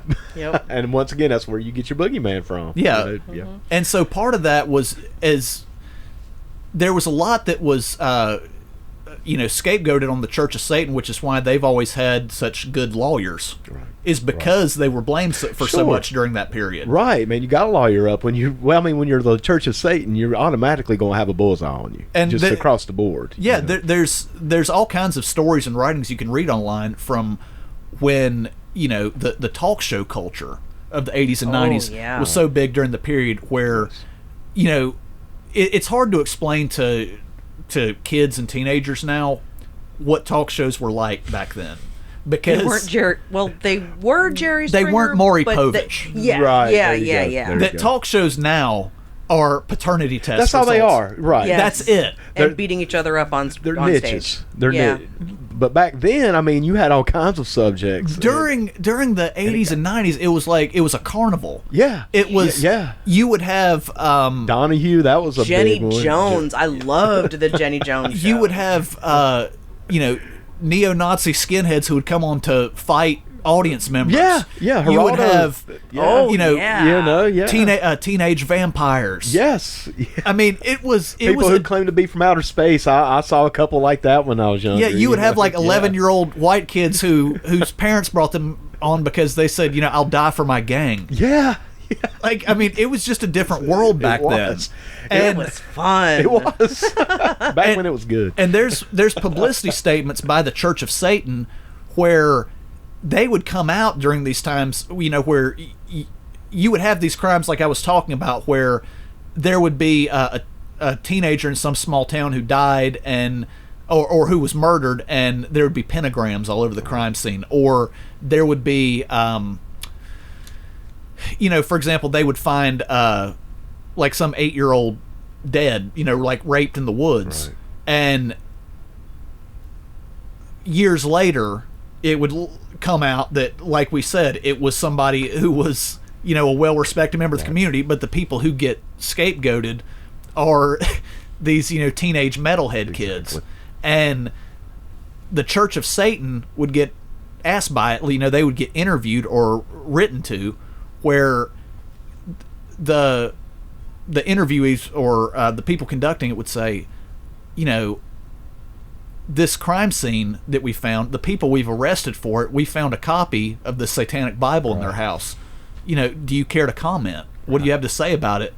And they would say, stop blaming us for these idiots. Exactly. They said, we really doubt that this had anything to do with, our... I mean, it's unfair to even call it a church. Right. Their belief system? They would say it's unfair to scapegoat us and, like, say we're this unified organization that would tell people to do this. Right.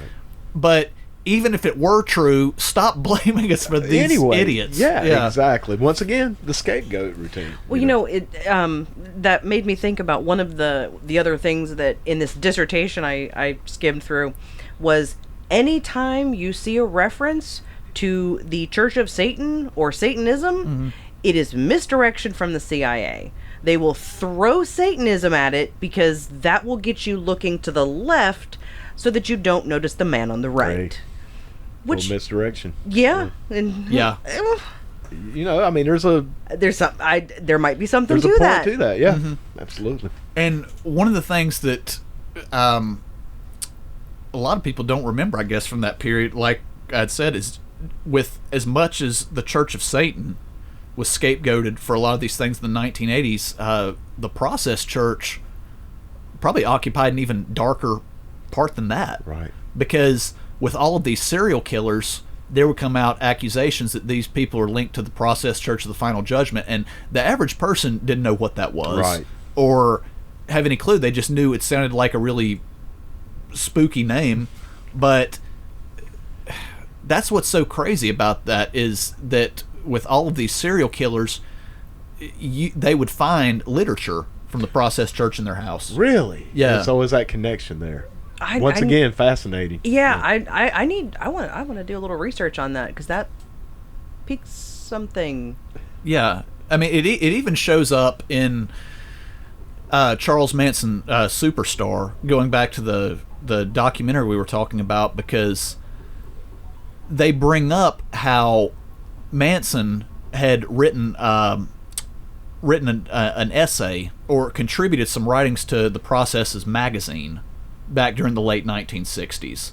And from what I understand, the Process kind of tried to distance himself from Manson. Well, so did Manson? So he wrote some articles. Yeah. For them, but did he have any? Was he in any other way linked to them? Did he follow? He gave an interview from prison. I believe circa 1971 or 72. Where he said, the Process and I are one. Oh, okay. Or we're linked together. Wow. And I haven't been able to find out whether this is actually true or not, but supposedly there were officials or members from the Process Church who went and visited him in prison, and they had some kind of behind closed doors meeting. Oh. That the contents and what was talked about has never been discussed, but afterwards he stopped talking about them. Wow. Oh. That's once again mind blowing. I never knew that. So one thing we got to get to is Manson's music. Absolutely. Let's talk about that. Okay, Have you ever listened to any of his stuff? The only song I'm familiar with, and I cannot remember the title right now. Look at your game, girl. That's it. That's it. The one Guns N' Roses That's cover. what I was going to say. That's the only version I've ever heard was the GNR cover. Yeah. He had not the greatest song ever written, man. It's no Freebird, right? Well, see, the thing I would say about his music is it's not bad, but it's not really. It's not good either. It was never really going to take the world by storm. No, it wasn't good enough to actually get out there. I don't think. Yeah, and that's always been one of the things that was supposedly said back when Dennis Wilson tried to pitch this stuff to the Beach Boys A&R people and producers. Was he would go, hey, you got to take a listen to this guy. He's really interesting. And they would, by all accounts, like have an open ear and would listen to him. But they would go, I don't know. It's just not enough to put it over. It's decent. It was mediocre.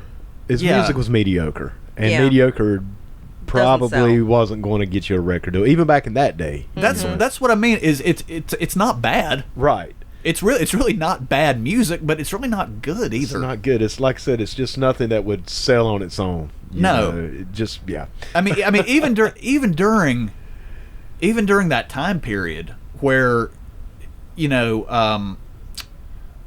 talk about the cultural storm that was going on with the hippie movement and how people were receptive to music that had a definite a acid vibe and direction to it, starting with Revolver and Pet Sounds and all that even during that period, I really don't think Manson's music was ever going to set the world on fire. No, absolutely not. And once again, that psychedelic stage of music, which I love that stuff. I know you're not a huge Beatles fan. I go in phases. I do like the Beatles a lot, and I go in phases where I only listen to them. But Revolver was a great album. But it did, get out there. Same thing with the White Album. Revolution Number 9, come on. That's ridiculous. It's not even a song.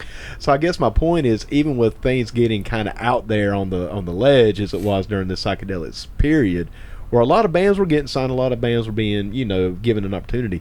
Just don't think Manson's, even in that period, one thing I've never been sure of as to which was the case or not was whether Manson's music has been influential or whether he's been mimicked for shock value. And I'll give you an example of what I mean. We talked about how Guns N' Roses covered "Look at Your Game, Girl." Okay, Marilyn Manson covered the song, reinterpreted a song and made it into My Monkey, which was off of Portrait of an American Family, their first album. Motley Crue on Shout at the Devil covered Helter Skelter, right? Which, that wasn't done as a Beatles ode. It was for Manson. Right. Exactly. Slayer has covered Charles Manson before. Oh, no, I didn't know that. I'm trying to think of any other rock bands from that period that really did, but it was you had both in the industrial music scene and the goth scene some songs that were covered and odes that were kind of played to Manson. That there's a definite influence that came in the later part of the counterculture with like I said, the metal and industrial scene. Sure. But do you think it's Manson's musical legacy or right off the bat I'm laughing at that? No. Yeah. Like, do you think these bands come along and that kids came along a generation later and said, okay, this is the genius of his musical abilities? No. Or not even remotely close. I can't even say that with a straight face. I know we're over here laughing. Obviously, Look at Your Game, Girl, that would not have been covered by GNR if that was written by any other person. No, if it was played by the Monkees, I don't think. No, not exactly. You're not going to get Daydream Believer. No. For that same shock value. Even if that song would have been released. Well, let me ask you this, Reverend. Was Manson ever signed to a deal? Did he ever record not commercially? Not until after he went to prison. Okay. You had a couple vanity record labels that popped up and a couple counterculture ones that came up in the 1970s and 80s that existed solely to put out his music. Right. These, I don't think. Well, there were a handful of prison recordings, that he would do with an acoustic guitar, but a lot of them were during the Family period from 1967 to 1969. Got you. And I know probably the most famous one was called the Lie album, or Lie the album, but it was the famous Life magazine cover that you've seen where it's him in black and white. Yeah. With And the crazy. and the album takes the F out of Life magazine, makes it Lie. Nice. Okay. You never seen that I've one? never seen that. No, I'm familiar with the picture, but I'm not familiar with the album. Yeah, So that's probably the most famous one. But there were a lot of a handful of labels that popped up during that period that would exist sheerly just to put his music out. Some of them would be affiliated with the industrial music scene. I think for a period during the 1980s. There were some that also put out white power music and things like that. Okay. Yeah, real subcurrent type stuff. I guess I know some were affiliated with, or one might have been actually owned by Boyd Rice, who was an industrial musician from during its early period during the 1970s and 80s. Right. He was also affiliated with the Church of Satan, and he had some, I don't want to say flirtation, but some definite elbow rubbing that went on with the white power music scene. I see. I got back you. during that period. But he was probably what you'd call a follower of Manson during this period, and he helped distribute some of his music. I see. I got you. But you know how it went. Like back during that period, and really, I guess back before the internet, I guess, and back before teenage subcultures died, I guess all of them, everything that was kind of underground kind of rubbed elbows with each other. Sure. Not everything that did, but a lot of different groups that only seem unrelated kind of interacted in some really weird ways. Still had that connectivity. Yeah. Right. Got you. Yeah. So, I mean, there's not much more to say about Manson's music. Though, I mean, when we get down to it, I think we've said That's more than enough. should have been Yeah, I was said. going to say I think we've said more than enough. Did you about his music. ever hear the Marilyn Manson cover, "My Monkey"? I'm sure I have at some point. I wasn't the biggest Marilyn Manson fan, but I have heard those CDs. Was he from your period, really? Yes, but I've always been kind of stuck in the past. Like in other words, when I was coming up in the 80s, the 70s was the best, and when I got to the 90s, the 80s were the best, and so on and so forth. But I did listen to Manson, but I never owned the CDs. But everybody I knew had them. Well, another point, like with Marilyn Manson, how he talked about that Manson being an influential figure in industrial music was, 9 Inch Nails had 2 albums, Broken and The Downward Spiral, that were recorded in the Tate House. Oh, no. Yes. I did not know that. You knew that? Yes. I had no idea. Yeah. Wow. Okay. I think those were the only 2. But the story goes that Trent Reznor actually lived in the house. Wow. Or rented it for about 1.5 years or 2 years, and that he picked it on purpose because it had a certain aura. It had the vibe. Yeah, it really did. And that sometime around 1995, I guess, he was out shopping for groceries one day in L.A., and Sharon Tate's sister comes up and confronts him, and she just point blank asked him, "Are you exploiting my sister's murder?" Right. And that supposedly that just struck a nerve to him. Got him. Somehow, and he just said, "I'm getting out." Done. Yeah, That was it. Yeah. I never knew that. That's a little piece of trivia that I was not aware of. That's the story behind that. But we have 3 Manson documentaries, or one documentary by Rob Zombie, right? But 2 movies beyond that are coming out this summer. One's already out called Charlie Says, right, which I haven't seen. I don't know if I'll get around to watching it, but I believe it's on Netflix. And then the Quentin Tarantino movie, Once Upon a Time in Hollywood. Yes. Yeah. That's supposedly like an all-around tapestry story from that period. Like, they have an actor playing Bruce Lee. Sharon Tate is a character. Roman Polanski's a character. Well, so you mentioned Bruce Lee. I don't know if you know this. Jay Sebring is actually he's how Bruce Lee sort of broke into Hollywood. Didn't know that. See, I didn't know that. No, Yeah, I had no idea. yeah. He was involved with getting him into Hollywood. So again, that's a whole different aspect to, just all of these. It's like mesh. Yeah, it all interconnects. And it folds over on itself, and it's just it's mind-boggling. A lot of crossovers. Yeah. Yeah, a lot of, like, once again, interconnectivity. Now, do I understand Jay Sebring correctly? Like, that he was basically that. Like I said before, my understanding of him has always been that he was a hairstylist, and that he was the stylist to the stars. Yep. During that period. Yeah, that's how I understand it as well. Okay, and so he was Sharon Tate's lover at one time. Yep. Now, was this while she was married to Polanski? Nope, this was before. Okay. People will say, he was still in love with her and blah blah blah. We don't know that. But they apparently had a bond that, even though they weren't together anymore and she was married to Roman, that they were still very close. And, he would, when Roman would be, out of the country or doing Teenage Girls or whatever it was that he did. Yeah. He would sort of, take care of her and be there for her. Gotcha. Now, how much credence do you put into the story, like, about, or how much importance do you place on Roman Polanski in the Manson murders? Do you think he played any role, or do you think that's kind of historical revisionism to pin it on him? Yeah, I don't really think he had anything to do with it. Yes, I think it's, probably, I don't want to say a coincidence. It was interesting that he wasn't there that night. Mm-hmm. Honestly, maybe it would be better for the world if he had been.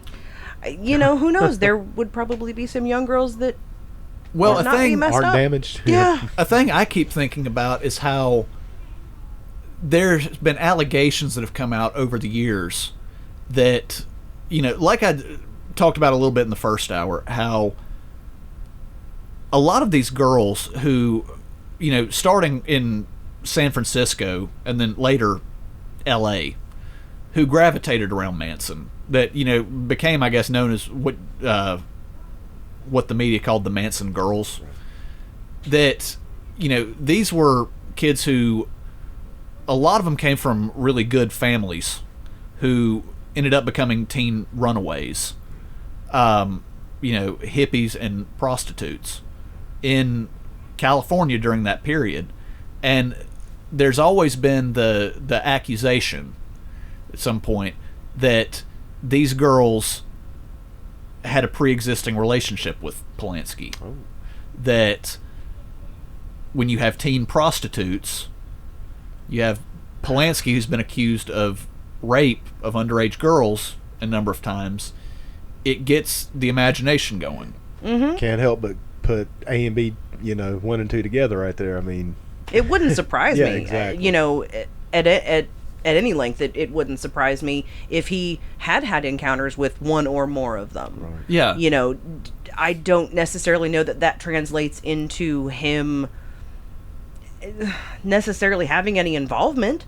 Is it possible? Because, I feel like that part of his life was sort of separate from his married life, and so I don't know that. I think it honestly might just be a interesting coincidence. Well, there's a thing that I've always heard that the first time I heard it, it made a lot of sense to me, where they said the way to understand the Manson murders is the night of the Tate killings. The mindset to put yourself in when processing it was, this wasn't the murder by a cult of strangers, right, that they didn't know. That when Jay Sebring and Sharon Tate are sitting in the living room, the back door opens and Tex Watson and Susan Atkins walks in. The reaction Sharon Tate had wasn't, oh my God, who are you? Get out of my house. You're right. Yeah, it was more like, hey, what are you doing here? Right. I have heard that. Yeah. Once again, a little bit, maybe some interconnectivity here, And it makes me wonder, the point I'm getting at is it piques your curiosity to wonder that if, other girls who were present that night, if they weren't already acquainted with the house too because of Polanski. Exactly. And so they were on familiar ground, yeah, so to say. Which would then make it somewhat a crime of opportunity, not opportunity necessarily, of prior knowledge, you know. Right, Oh, hey, right. I know how this house is laid out. I know how to get in. Yeah. Yep. So, yeah, maybe... Case in Yeah. the joint to a certain degree. Yeah, and having that intimate knowledge that, you know, you can't get from, you know, spying on it through binoculars. Right. You know, you know You've the layout. been in You the know house. that the living room flows down this hallway, and this room is You're on the right. left, and this room is on the right. Where the back door is, where how to get in. Yeah. When we began talking about the acid trade and just the all in all psychedelic scene from that period, you have to at some point move into the CIA, because that's a topic that really that overlaps, you know, as to the idea of acid as a psyop, because, you know, it was a drug that was invented for brainwashing purposes. That goes back to MK Ultra, with how to influence a person's mind to make them more susceptible. It can be hypnotic. I mean, You know, one of the absolutely. things that's come out and been declassified in later years is that the person we most associate with the acid culture, maybe besides Hunter S. Thompson, Leary. but Timothy Leary was a CIA agent. What? I've never heard that. Yeah. I've never even heard a theory about that. Yeah. Would not surprise me. It would absolutely not surprise me. I mean, he was at the forefront. He was the godfather of acid. I mean, Yeah, and when you think about somebody introducing psychedelic drugs to scenes like this, it gets the wheels in your brain going. it does. It absolutely does. Especially with all the influence he had. And wasn't he a Harvard professor on top of that? It seems like he was. Oh gosh, I don't know. It seems like he was. I don't know. I'm not sure. Obviously I don't have notes. I don't know a lot about Leary's backstory. You know, it wasn't. He himself has never, you know, is in the cult of personality that Right. developed around him. It's never been that interesting to Right me. on, So right. I'm not super familiar with his backstory, but you know, it wouldn't surprise me, I don't guess, because Harvard, there's a lot Yep. of shady shit around it. Yeah. He was employed at UC Berkeley, as well as Harvard Okay. University and the Okay. Kaiser Family Foundation. Okay. You know, when you start talking about Harvard, I mean, let's jump to Ted Kaczynski Okay. for that. You know, Ted Kaczynski, the Unabomber, was a Harvard professor. I did not know that either. I didn't know that. Yeah, and do you know he's always said, you know, which was, I mean, it's a subject for a whole other show at some point about the Unabomber, but one of the things he's always stood very firm on was, he goes, they fucked with my brain. Right.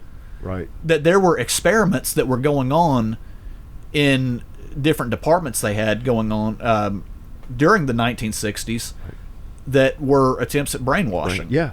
Which once again would tie into the LSD, Leary, Harvard, and he had a lot of influence. Yeah. I mean, the man brought it to the masses, so makes you wonder. Well, it and- definitely does. You know, when the CIA connections, I mean, it's really vast to get into, but when you look at that time period of the 1960s, you had a lot of people who, it came out later, were, you know, agent provocateurs Right. for the CIA. Right.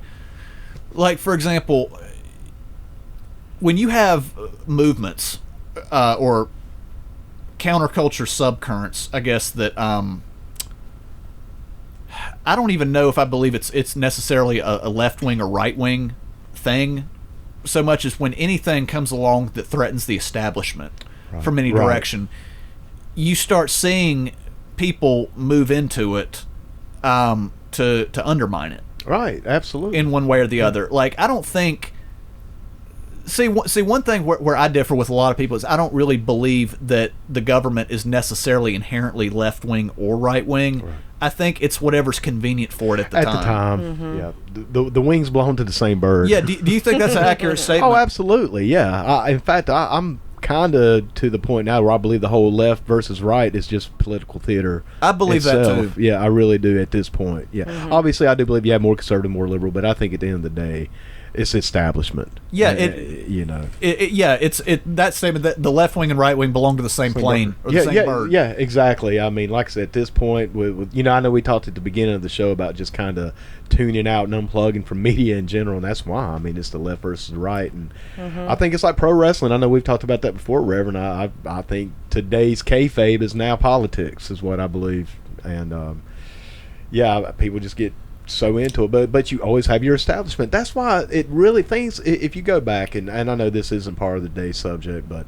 I mean, regardless if you have a Republican or a Democrat president, regardless of who's controlling the Senate and Congress, nothing changes. I mean, it's always the same. I mean, nothing got great with Obama. Nothing got great with Trump. Not really. Not that I'm Well, saying. you're going to have small things change. Sure. We got to maintain. The illusion. At the end of the Yeah, day, yeah. at the end of the day, in America, the difference between left wing and right wing is a difference in marketing. There you go. That when There it no is. matter who is in office, the platform is essentially going to be the same. It's going to be pro-war. Yep. It's going to God, be yeah. it's going to be pro-Israel. It's going to Yep. be pro-big oil. Absolutely. Just It's essentially going to be neocon. yeah. At the end of the day, like, not much about the big picture is going to change. No. You know, I mean, there's going to be minor concessions and Sure. lip service paid to different constituents as to who elected them. Exactly. But, you know, I mean, I had this conversation online just this past week. I don't believe, even if you had Republicans in full control of everything, they would never make abortion illegal. No, because it's too good of a rallying point for propaganda. Exactly. It's- It's a huge rally point.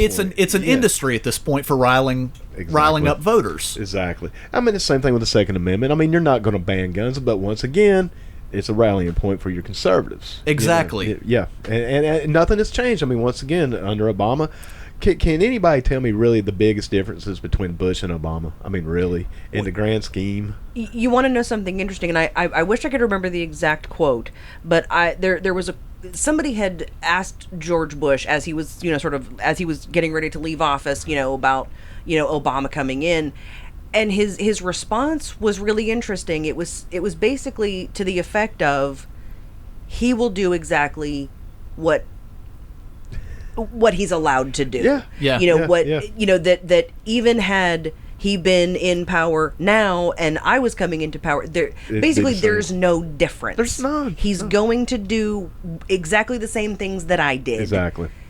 Which at the time Hell, was, he actually ramped it up. I mean, talking about bombing the Middle East. I mean, Obama actually literally ran out of bombs. I read that a couple years ago. He literally bombed the Middle East. I think it was Yemen, if I'm not mistaken, to the point where they had to get bombs on. The United States military ran out of fucking bombs under Obama. Dude, think about that. okay, think about this shit. Okay, when John McCain died, was it last year or early this year? I think it was Last it was year, I late think. late last Late year. last Yeah, year. if I'm not mistaken. Okay, how did they bill John McCain when he died? How did the media talk about him? They said He was the that biggest he was. hero, man. They said he was the compassionate, common sense voice my of God. Washington politics. Even though you remember back during 2008, they billed him as like the Maverick. Yeah, Which yeah. I don't think there's been a Maverick thing about John McCain in his life. No, he was so establishment. But when they say he was the common sense of the party, the thing that I, always remember is, to me, he's always going to be the guy who went on TV and sang "Bomb, bomb, bomb, bomb, Yeah. bomb, Iran." There you go. Exactly. And there he is. And he That's was, the common sense voice of American politics. and when Trump had some negative stuff to say about him, all of a sudden he became the poster boy for the left. I mean, he became a sweetheart for him. But just a few years earlier, they were, putting him down every. Yeah, once again, political theater, I think, at this Well, point, they're falling. They're kind of showing their hand. Now, I realize we're kind of like Yeah. venturing off topic, but they're kind of showing their hand where every time, some old war hawk dies, they fall all over themselves Yeah. to kiss their ass. It boggles my mind. Don't get me wrong. I mean, I guess everyone in that position deserves some respect as they die. I'll give you that. I don't think we should go piss on his coffin or anything. Except for maybe Henry Kissinger. Maybe when he dies. a lot of blood on that man's hands. But I get that to a certain degree. Yeah, we need to have some respect. But man, the way the left, especially the left, was fawning over this man. Yeah. And I know it's just because him and Trump had issues. Which I'm not a Trump guy by any stretch of the imagination. But at the same time, it makes you wonder. Well, hell, maybe he is onto something. If John McCain and him couldn't get along just like he can't get along with everybody else. Maybe he is, maybe he's not. I don't know. I'm not saying one way or the other, but it makes me wonder. So jumping back to the topic Yeah, of agent yeah. provocateurs, where, let's talk for a second about the Black Panther Okay. Party because it's only fair because we have to bring them in at some point because when during the Tate and LaBianca murders there were paw prints made out of blood put That's onto right. the walls. I remember that. Yeah, to blame yeah. the Black Panthers. Right. And what I think is there's kind of an interesting parallel when you dive into it. Like, I mean, what do you know about the Black Panthers? Not much. Not much? No. Well, essentially this was a movement that was, pretty heavily maligned in later years. The story actually goes that that J. Edgar Hoover, who was head of the FBI, that he was caught in a gay bar Oh, wow. in New York City. Well, wasn't he a cross-dresser? Wasn't that? Yeah. Yeah, okay. I remember hearing that. The story Yeah, goes yeah. that he was caught in the bathroom of a gay bar going down on his boyfriend. Okay.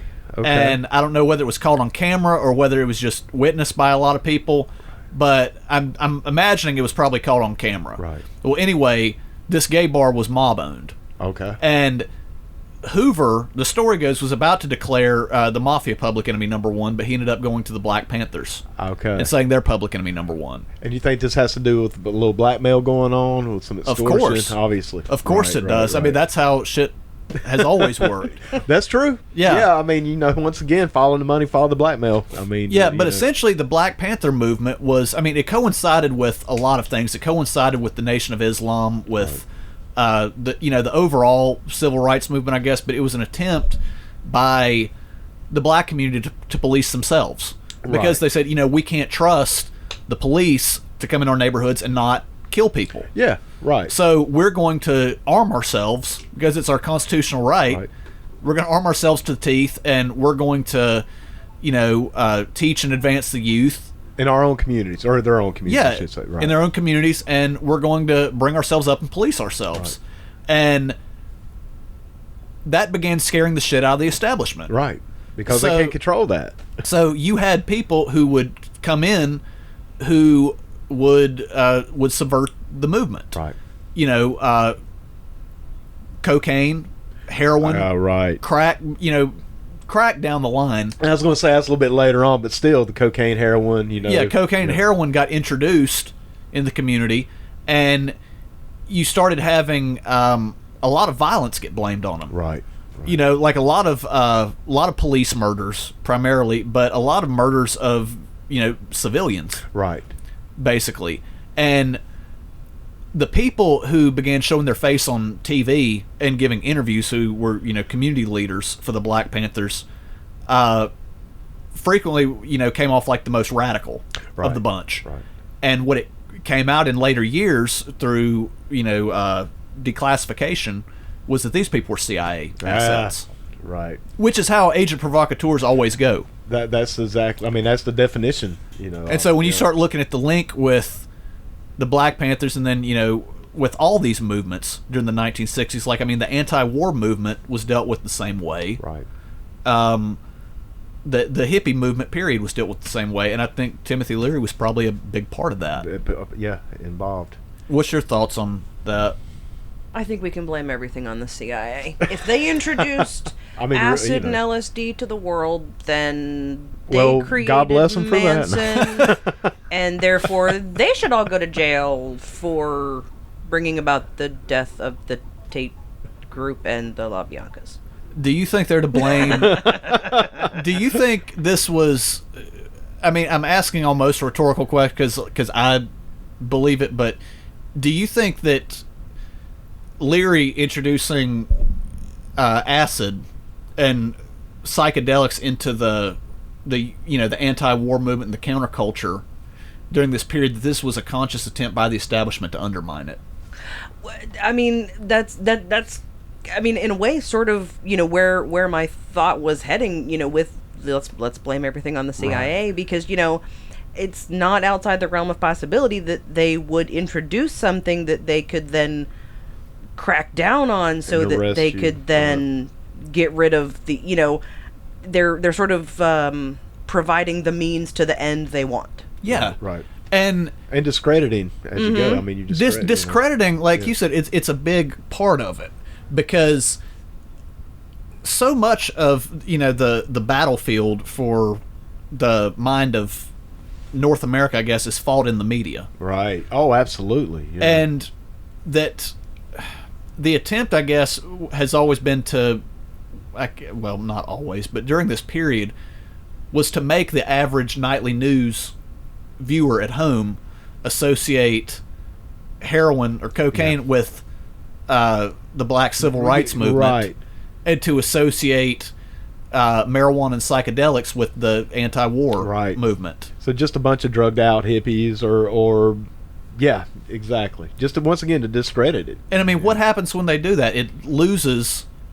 Even if the average person at home, already has ideas in their head, like they say, okay, maybe it's wrong to treat black people as second-class citizens. Right. But when you see the heroin and cocaine involved, or if they can say, okay, maybe it's wrong for police to go into neighborhoods and just shoot black people or minorities for fun, right? Or maybe it's wrong that we're in an unjustified war. Yeah, things like that. That even if people have ideas like that, that they're going to see these groups on the news and think these are a bunch of fucking drugged out radicals. Yeah, that I don't want any part of. They're deserving what they get. As far as like going back to like the Black Panther part of especially when you have that value gap in generations from the traditionalists who fought in World War II, who are the ones who came down and laid out the 1950s as a giant lie, and their kids who, are university students by this time, who are,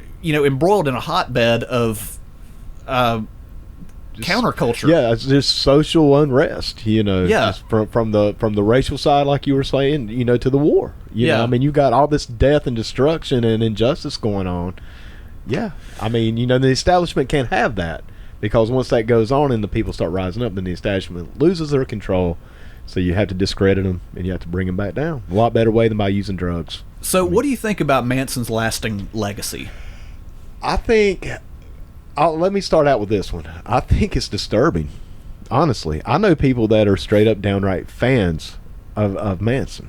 I mean, seriously, I know people who are fans, who I wouldn't maybe say obsessed, but this man, even though he maybe not, did he ever technically kill anyone before? Because I know with the tape murders, obviously he did not. There is rumor. There's rumor. There's rumor and speculation, and it's nothing that they can prove, but there were murders that, one-offs basically, that they say he had a hand in. Right.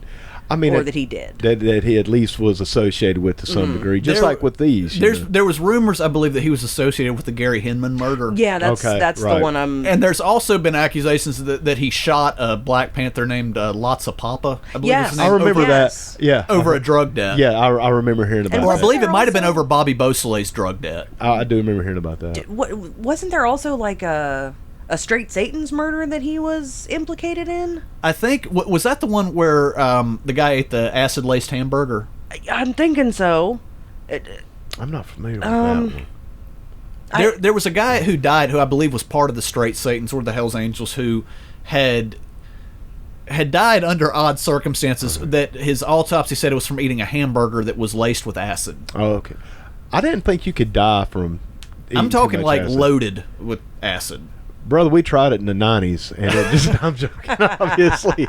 But, going back to what you're talking about, the legacy, I find it somewhat disturbing. I understand people's fascination with these kind of things, with serial killers or even cult leaders. And I mean, I do understand the fascination, but I think once you go from fascination into romanticizing, that bothers me. But, I guess to give you a direct answer, I do find it disturbing.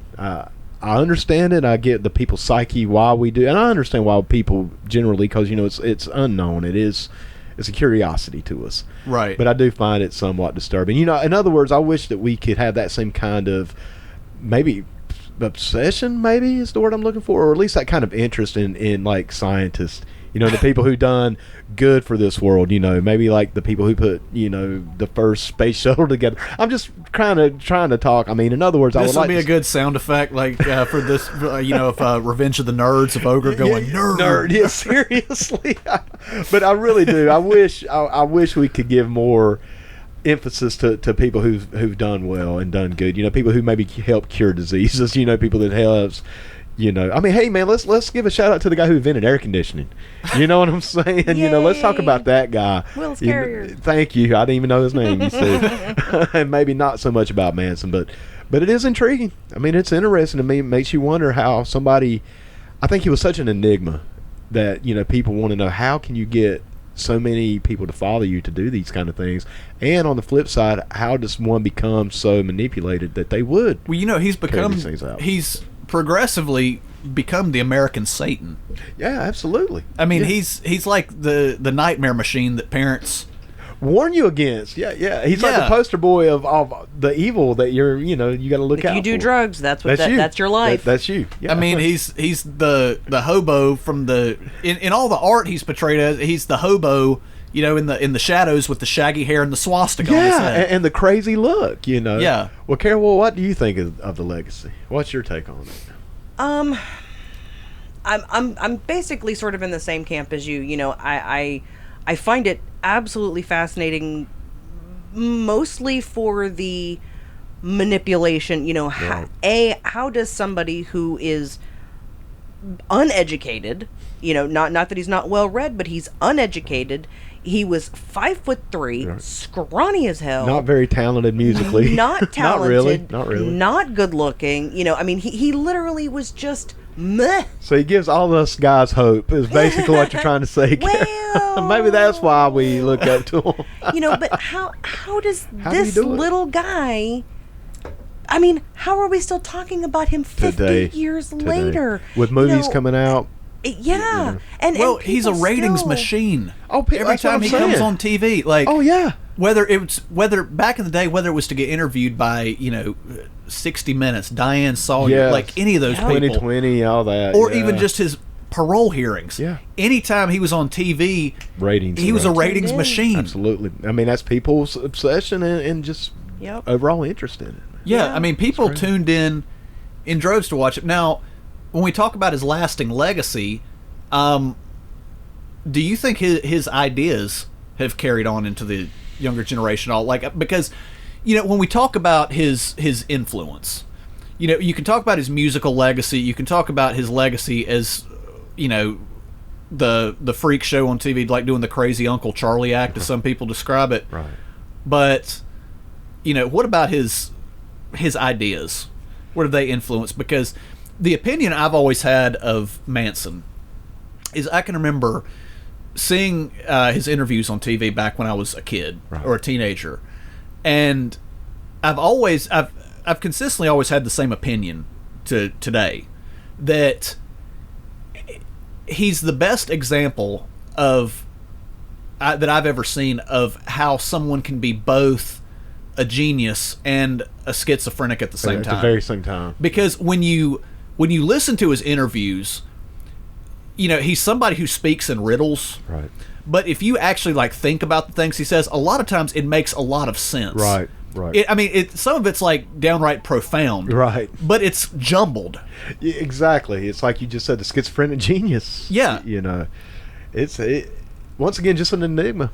But when you think about his ideas, and the group that he was part of all the way to his death, that they called ATWA, air, trees, water, animals, his environmental protection thing.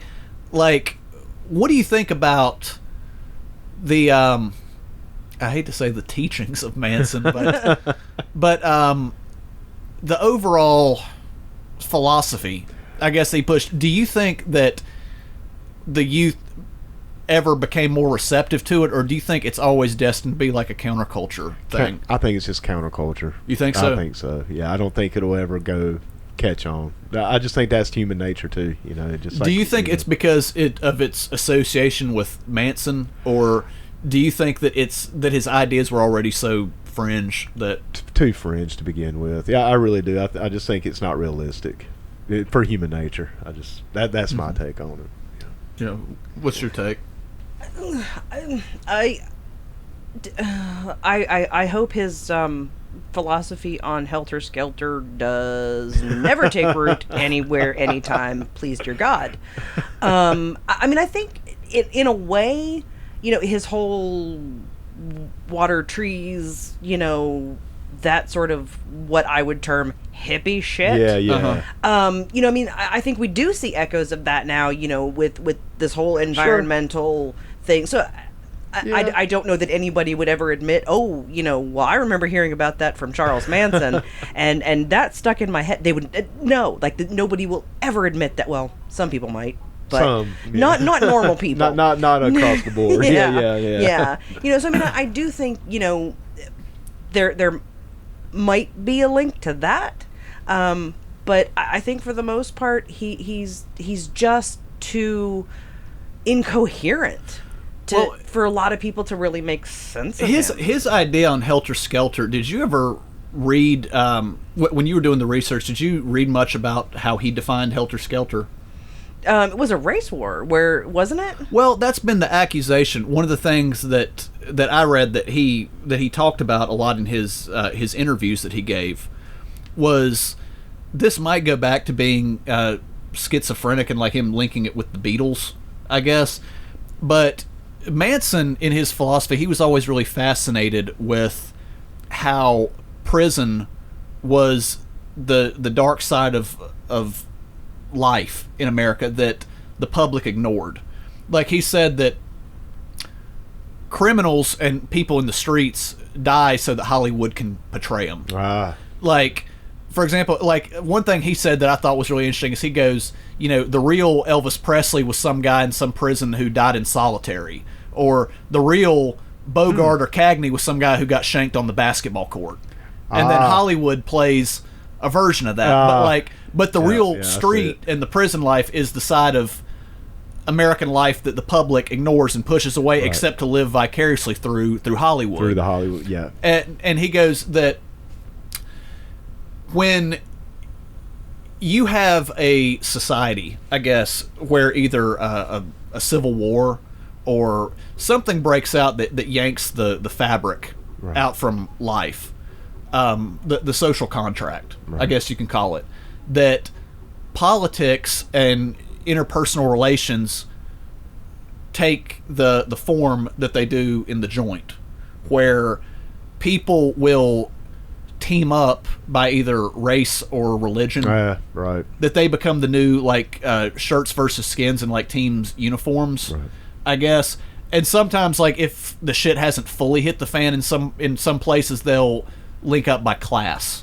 Right. But that essentially the way you see it go down in prison, where that essentially that people linking up and identifying by race and religion aren't so much unnatural. They're the animalistic side of the human brain. Right. That we try to, ignore and civilize ourselves, but he believed that when shit hits the fan, you go back to essentially helter skelter.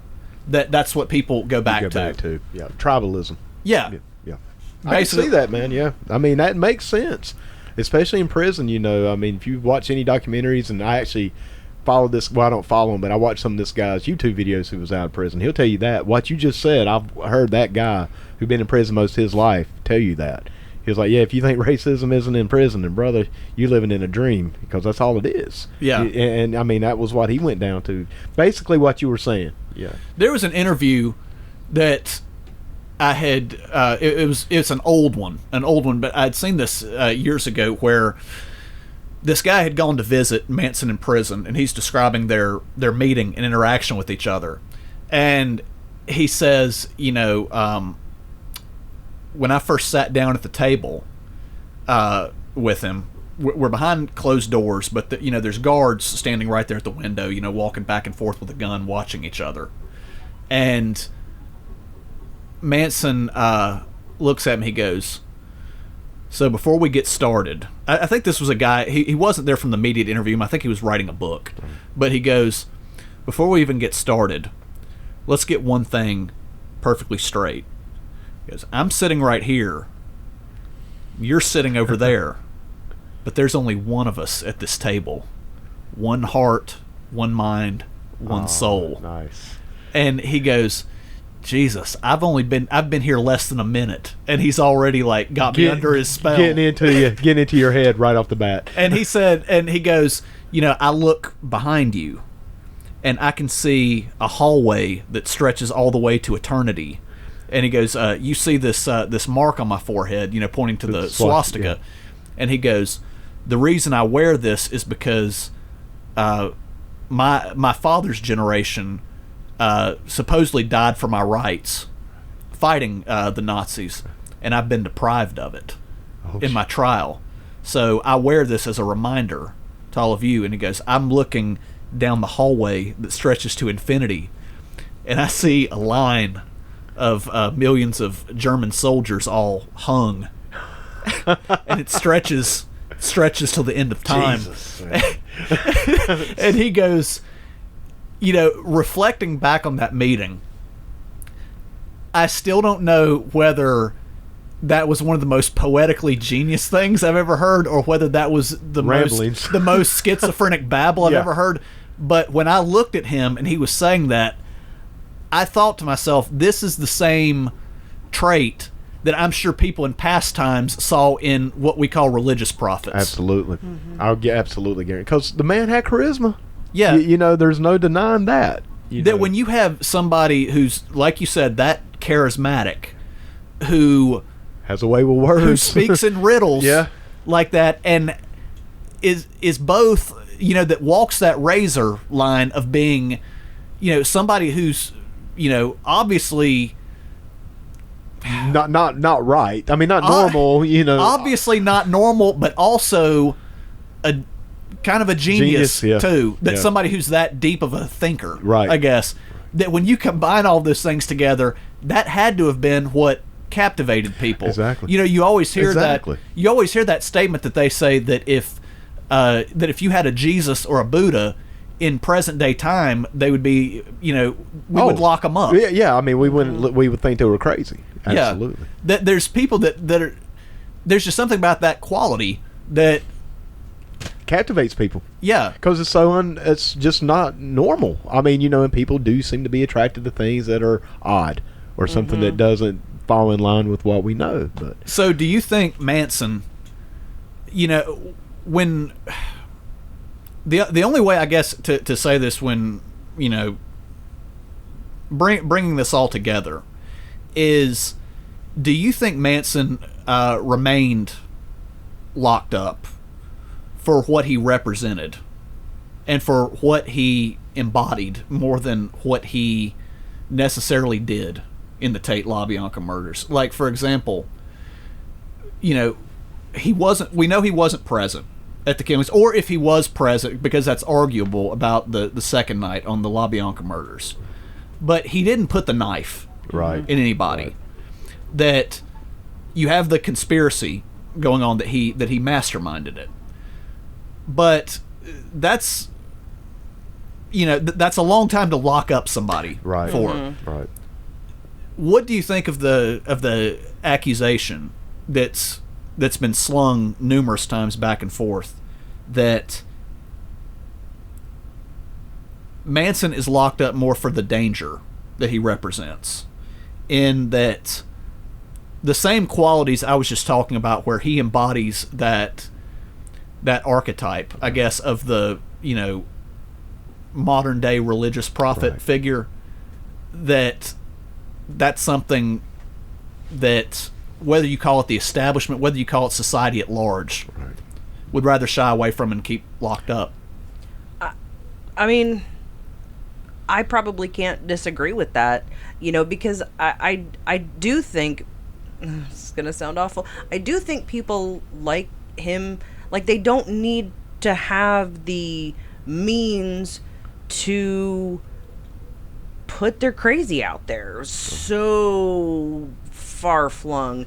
I mean, yeah, they probably did, because, I mean, I think, given the right opportunities, he could have been somebody who was a threat, maybe not nationwide, but maybe so, because, I mean, he could have gotten to politics at some point. Yeah, I mean, if like we were talking about earlier, in terms of how the anti-war movement was able to spread so far with no mass media, it is very possible that, maybe had he been more on the side of the I hate to say it, the good part.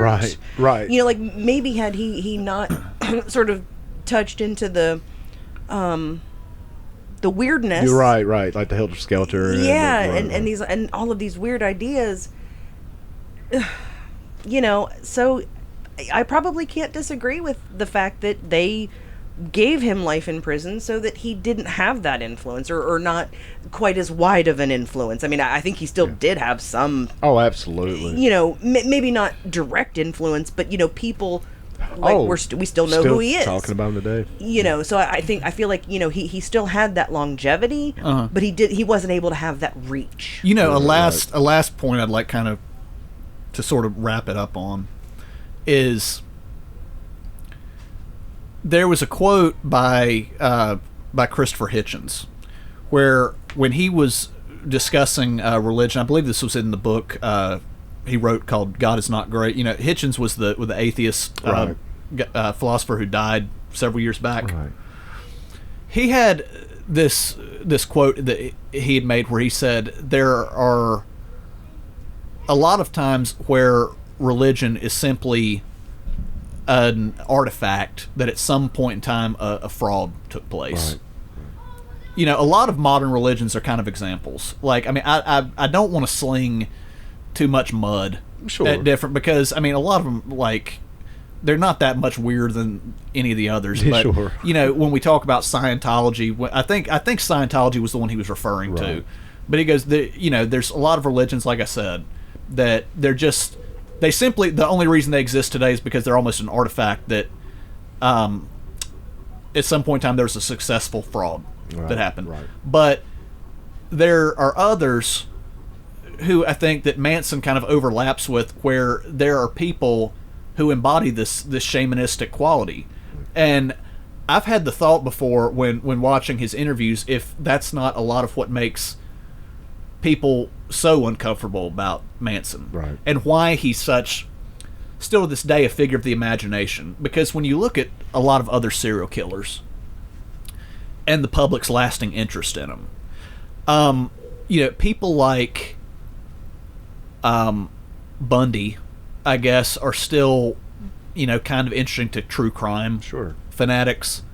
But when you get into, you know, people who obsess over interviews and like the cult of personality around people, you're not going to find that with Dahmer. No. You're not going to find that with Gacy or Son of Sam or anybody like that. Right. I mean, if anything, they're kind of seen as just random token weirdos. Yeah, right. But Manson embodies kind of a whole different space. Yeah, he's a different animal. Where the thing, I guess, that I'm getting at that I've wondered before is if, you know, we talk about how when religions form and how they come about, because, you know, it's safe to say that I hate to go this route and like start pissing people off, but the founders of all the different world religions, I mean, even though they're who we pick to play them on TV or movies, they probably weren't a lot like Charlton Heston. No. I mean, that's just the truth. They weren't. They probably weren't these big, like, broad-chested white guys. not just white guys, but, you know, now those are typically the people who become popes, and who become, you know, standard bearers of already existing religions or movements. But people who go around starting religious movements tend to be a little bit out there. Oh yeah, you have to be. And I just wonder if there's something that people don't see in Manson that hits a little too close to home. Possible. And now, you know what? I think that is a great place to go ahead and end this volume of the good news, because that was something to think about. Very much. I agree. Well, Carrie, you have anything you'd like to end us with? I just want to say I'm excited for what's to come. I appreciate the opportunity, and I can't wait to see what we dive into next. I can't either. Reverend, anything you want to end us with, brother? I think I just did. I think so. Till next time. This is a test of the emergency broadcast system. The broadcasters of your area, in voluntary cooperation with the FCC and other authorities, have developed this system to keep you informed in the event of an emergency. If this had been an actual emergency, you would have been instructed where to tune in your area for news and official information. This concludes this test of the emergency broadcast system.